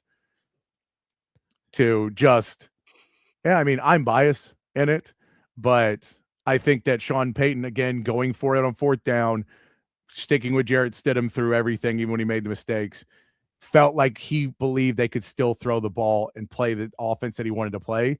And he never made that thing of like, oh, conditions are so bad, we got to go to a plan B. It didn't feel like he had the plan B. It didn't feel like he was ready for the plan B. And just one of those things of believing that he was going to get away with what he was doing and really had a lot of confidence in Stidham. Yeah, I mean, look, I don't know that would have made a difference or not. I tend to think that maybe it would have, just to give yourself a different look. But I mean, I saw Sam Ellinger rush for 4 touchdowns against Oklahoma once. I saw him rush for 3 touchdowns against Oklahoma another time. You know, maybe a guy who has double-digit rushing touchdowns over like 2 seasons at Texas, let alone the other ones that he had, could have been a better option if in those kinds of conditions. Yeah. Just saying. Yeah. No, especially when Stidham had the turnover and you're just like, all right, maybe he's getting a little flustered at this point. Let's try Sam a little bit. Let's put him out there for a little bit and see what happens. See if we can get this offense moving and get it back down the field. And if we can get it down the field at all and even put ourselves in field goal range, we're going to overtime. It's going to go to 17 overtimes. But we can go and try it. We can try it. Yeah. I mean, Sam had 16 rushing touchdowns in one season. No, look, that was a long time ago. So I get that you may say he's not the same runner now that he was then, but it just felt like if I'm going to go put out there and see what the conditions are, and you're like, it's now a running game. So I guess you were hoping that if you left Stidham out there, that it would help that you could open up the run game a little bit more. But I'd be like, try and use misdirection. They can't see anything right now. It's snowing. It's why everything's white. Use misdirection. Use play action quarterback runs. Yeah. See if you can catch him off guard and try and break something out of it. And then you can throw one of those passes for a 5-yard, 10-yard pass. I think you can do a lot of those things. It's like, I get the Sam stuff was a long time ago. So maybe that was the point where they're like, well, he's not the runner he was in college because he's well past college now. But I still would have done it, but I'm a homer. So that's why I would have done it. It does lead us to, yes, the Super Bowl of the Patriots and the Broncos. And I think that this now it is – no, sorry, the Patriots and the Seahawks. And it does feel like Sam Darnold. I love someone asked him today or asked him after the game, what does it feel like to be the first quarterback from the 18 draft class to make it to the Super Bowl? And then he's like, I was in the Super Bowl 2 years ago. I was on 49ers and I was in the Super Bowl. The Vikings have to be kicking themselves right now, letting him go. And I know they drafted JJ McCarthy, but you can't watch what Sam Darnold did in that game because he was going toe to toe with Matt Stafford. And Matt Stafford's, the MVP of the league. And you see Sam Darnold going out there and making good decisions over and over again. And it really shows you what good coaching and some confidence can do for a quarterback that maybe wasn't there, and how just awful the Jets are as a franchise. And the Panthers, the Jets and the Panthers. And I think the Panthers are doing better with Aranda there, or with Canales there. I always get him and Dave Aranda mixed up. 2 Daves. Can't remember them. Can't separate them. But this does feel like a Super Bowl of a team that has played extremely good football all season, and a team that, even though they has played really good football all season, no one believes is still going to play really good football in the Super Bowl. They didn't play well in the AFC Championship game. I'll tell you that. No. I don't think people realize what kind of compliment that actually was by that reporter, because like you just hear the 2018 NFL draft class and you're like, okay, who is that? Oh, it was Baker Mayfield, Josh Allen, Lamar Jackson, and Josh Rosen were all first round picks. And obviously Josh Rosen turned out to be nothing, but those other guys have had really good careers. And probably the two of the 3 best quarterbacks in the NFL right now, or 2 of the best 4 quarterbacks, Josh Allen and Lamar Jackson. You got to a Super Bowl before both of those dudes. That's really cool. But I like the way he answered it. He's like, I don't care. Basically. Yeah. It's like, yeah, that's cool. I'm glad we did it, but yeah, I would have preferred to not take the path I took, honestly. And Naman, you got to remember, Kalen DeBoer did it this year. It did not work, but Kalen DeBoer did bench Ty Simpson this year in the playoffs against Indiana. It looked like it was going to work for a drive. It looked like it was going to work for a drive. It did, but yeah. So some guys do it. The thing about Saban is he did it and it worked. Because it happens a lot, and it's just a last-ditch effort, and then it does not work. But it helps when your backup is Tua.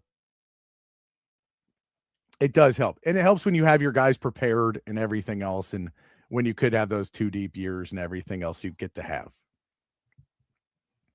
And Joe, the contract for Sam Darnold is ridiculous right now. You don't have to compare him to Dak because it's a completely different world of Dak would have made that money anywhere he went, and Sam Darnold was thought of as damaged goods everywhere he was go. And he actually ended up going to a place where he thought he had the best chance to win, and he was 100% right. And so it's not quite the same. I would say you could charge the Sam Darnold with every single quarterback that's not on a rookie contract, and it would look somewhat suspicious of what it is. Yeah, how he used to do when they had all the Heisman winners. Do we see speaking of OU Heisman winners, do we see that Diego Pavia weighed in at 5 or measured in at 5'9" at the Senior Bowl today? I'm shocked. 5'9" is little. Yeah, look, I don't know what the point of all this is. Like, why teams lie on the official rosters, because the measurements are going to come out.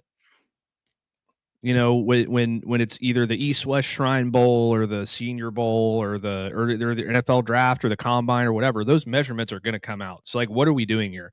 I saw somebody put on Twitter, like, oh, it gives them an opportunity for somebody to at least take a look at them if they're listed at 6 foot. It's like, no, and then they measure them and they're 5'9". It doesn't make a difference. So, I don't know. I mean, hey, Doug Flutie could do it. That's probably about the extent of it. You know, Kyler Murray's been okay. He's probably like 5'6". I don't know what his actual height is, but look, Diego Pavia is short, more annoying Johnny Manziel. That's not going to translate into a good NFL career. No, I always remember Rod Babers would talk about how he got light up by Texas, and then when he measured at the combine, they were all like, "Why would you say you're taller?" He's like, "I didn't say I was anything. They put it in there. I didn't do anything about it." He's like, "They lied. I didn't lie." So he was like, "It wasn't good. It wasn't good to be, because then everybody's pissed off when you come in and they're like, dude, you're not as tall as you said you were." It's like, yeah, I didn't say I was that tall. They said I was that tall. So I think it can backfire on you as well. But I mean, Diego in the slot, yes. No, look, Diego at running back. I don't think it changes anyone's opinion. I don't think anybody was looking at him and going, "Oh yeah, we'll draft Diego if he's 6 foot tall, but not if he's 5'9". I think you knew what you had with you're pretty sure of what Diego Pavia is. You know what he is, and it's basically, do you want to take a shot on a guy? You're like, we believe that his toughness is going to do well in our locker room, and we believe we can control what his toughness is going to be, and we think that he's going to come in and get his act right, and he knows, like, whoever drafts him is going to tell him straight up, you will not play unless you're third string. You're going to be a late round pick, if anything, because we're going to pick you, but you are, we want you to try like you're going to be a starter, but do not expect to be a starter. And all of that will be there, and how he handles that in meetings, because that's kind of how you test a guy, is you go into a meeting and go, you're not a starting quarterback. And, Shedeur Sanders did not handle it well. He was like, okay, don't draft me. And if Diego does that, he will not be drafted. So yeah. I think it's going to be a question. I think somebody will take a chance on him because of his toughness and because they saw what he did with the Vanderbilt team. So I think there will be somebody who takes a chance on him. But I don't know if that'll be undrafted. I don't know if that'll be day 3, late day 3. I don't know when it'll be, but I would assume somebody would take a chance on him just because he is a anomaly that was in the Heisman voting and had a really good season, a couple of good seasons. So I believe they could, but we'll end up seeing. Or just for jersey sales. I mean, yeah, but I don't know what franchise would. That would be undrafted, and then you still have to be like give him a number. You know where he should go? Where's that? Cleveland. Oh man, they're so good. Dude, they got a Pro Bowl quarterback. Yeah, I mean, can you imagine that quarterback battle between Shedeur Sanders, Diego Pavia, and Dylan Gabriel? And they'll probably bring back Joe Flacco and Deshaun Watson. And you left off Deshaun Watson, who is the real fun piece of that. The guy who's making $300 million guaranteed. We talk about the Dak Prescott contract. Go look at the Deshaun Watson contract and tell me how that's working out. Yeah, that one seems worse. All right, Matt, let's hit our second break real quick. Give a big thanks to our sponsors who've kept us alive for all of these years. And we'll come back and wrap up the show here with the meathead of the day and go out with you guys, chatting with you guys here as we come back here on Open Gym, Texas Sports Unfiltered. Hi, I'm Hayden Covert. Welcome to Covert Buick GMC of Bee Cave, your home in the Hill Country for new and pre-owned Buick and GMC vehicles. With beautiful inventory arriving daily, including the GMC Yukon, Sierra 1500, and Buick Enclave, you'll be certain to find the perfect vehicle at an incredible deal. Our service department is also open for all your vehicle maintenance needs. Visit us today for a test drive. Covert, born and raised in Austin. We are professional grade. Altstadt Beer, the best beer that you can find all throughout the great state of Texas. Y'all know I've been a fan of Altstadt for years now, and if you try it, I think you will be too. If you've already tried it, you know exactly what I am talking about. Altstadt is brewed locally in Fredericksburg, but available all over the state of Texas. So if you're tuned in Austin, San Antonio, Dallas, Houston, it does not matter. You can find Altstadt at a local grocery store or liquor store. They've got a bunch of different brews, something for every beer drinker out there. The Lager, the Kolsch, those are their two flagship beers, both award winners. They are fantastic. The Altstadt Light sacrifices on calories but does not sacrifice on the taste. They've got great pills, tons of great seasonals as well. I'm telling you, one sip and you won't go back to the other beers you've been drinking in the past. It is the official beer of BK. It should be the official beer of you as well. It's Altstadt Beer. No impurities, no regrets. Hey y'all, I'm Camille McKay. And I'm Tom McKay, owner of Audiovisual Consultations. The old man and I are here to give you your summer weather forecast. It's hot. That's right, kid. Which means it's time for pool parties, grilling burgers, and taking a beach vacation, right? Well, I don't know about a vacation, but Audiovisual brings more heat than any tropical destination. It was worth a shot. I'll settle for some outdoor speakers. You know, Audiovisual can do a lot more than that. We provide outdoor video screens, audio systems, landscape lighting, even solar shades for your patio to keep the Texas heat at bay. Well, I'm sold. Let's wrap this up. I'm ready to lounge on a floaty and listen to some smooth jazz. Well, that sounds wonderful, but some smooth reggae is the way to go this summer. Good thing we can listen to both with the Sonos sound system. I call dibs on the floaty, though. Peace out. Kid, wait a second. Give us a call at 512-255-8678 or visit us at avconsultations.com. That's 512-255-8678. Back here on Open Gym, we're wrapping it up here on a Monday afternoon. Appreciate you guys hanging out with us. Devon says, is he better than Tim Tebow for Diego Pavia? No, he's not. He's not better than the third best college quarterback of all time. Well, no, but in the NFL as well. And I think NFL-wise, too, you're just like size-wise. Tim Tebow is huge. Mm-hmm. And so when you just talk about what his capabilities of doing things, if you're just like, I need a fullback at quarterback. You have Tim Tebow. Like Diego Pavia will get destroyed when you go up against 300. Like when everybody on the line is Tavondre Sweat. Like everyone is a beast up there. It becomes a lot harder. The speed part of what Diego Pavia does too, without having elite speed, becomes a lot harder because everyone can catch up to him now. So there's just a lot of little factors he has that works in college that won't work as well in the pros. But Tim Tebow was like one of the greatest college football players. Like he fit into what college football does perfectly. So Pavia is probably a better passer than Tebow was, but the overall package without the size, not being able to see over lines of scrimmage is going to be difficult for him too. As you get in the NFL and all your linemen are bigger, offensive and defensive, but batted passes, all that stuff. It just gets hard to do. Imagine Tim Tebow in today's game with the tush push. It'd be even more unfair. Yes. And in TC, I something tells me Sharon Moore is not getting another coaching job. And he should not. He should not. I mean, jail time is coming, so he's gonna have to get out of jail first after what he did. You can't. Yeah, if you end up in jail, your coaching career should probably be over. Well, if you get in jail for assaulting the woman you were having an affair with and threatening to kill her, usually, yes, allegedly, usually that's a deal breaker. It's a hard one to explain. It's a little harder to explain than like, oh, I was arrested because it was, I was driving too fast and I spent 3 days in jail. You know who might need a new head coach next year who would probably look the other way in that situation? Who's that? The Baylor Bears. Oh, Baylor would. Yeah, Baylor's like, hey, come down here. We wouldn't even cared. You would have still had your job. We'll pay your pay. Yeah, we would have kicked her out. All you had to do is tell us. We would have thrown around blacklisted her name and all of that. We're horrible people here.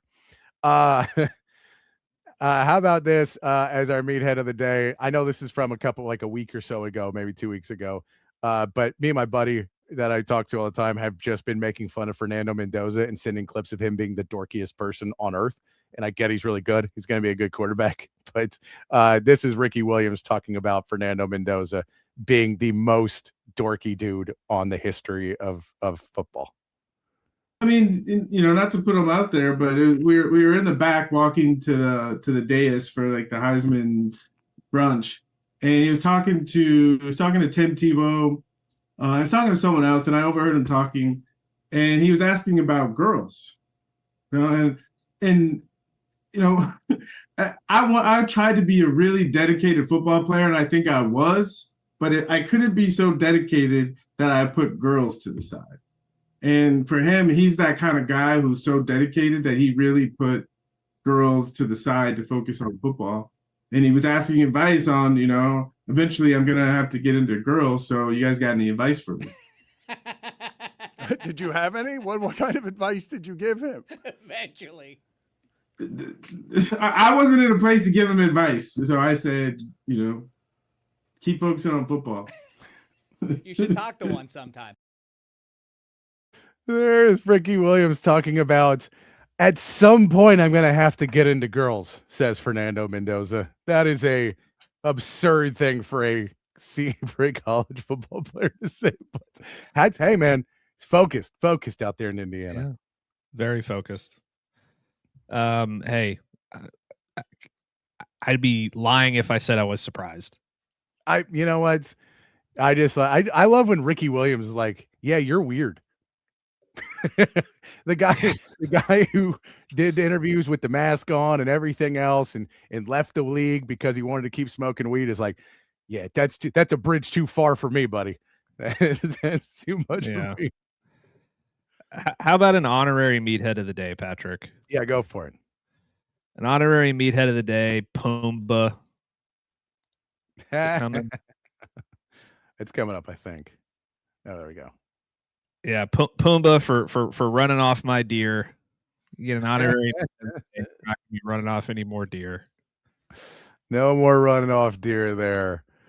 All right, Matt, we got to get out of here. We'll be back. We got 4 more shows left before we wrap it up here for Texas Sports Unfiltered and Open Gym. But a lot to come out, and we'll see what we get into the rest of this week. But until then, everybody, be kind, be safe, keep your underwear clean. We'll see you right back here tomorrow for more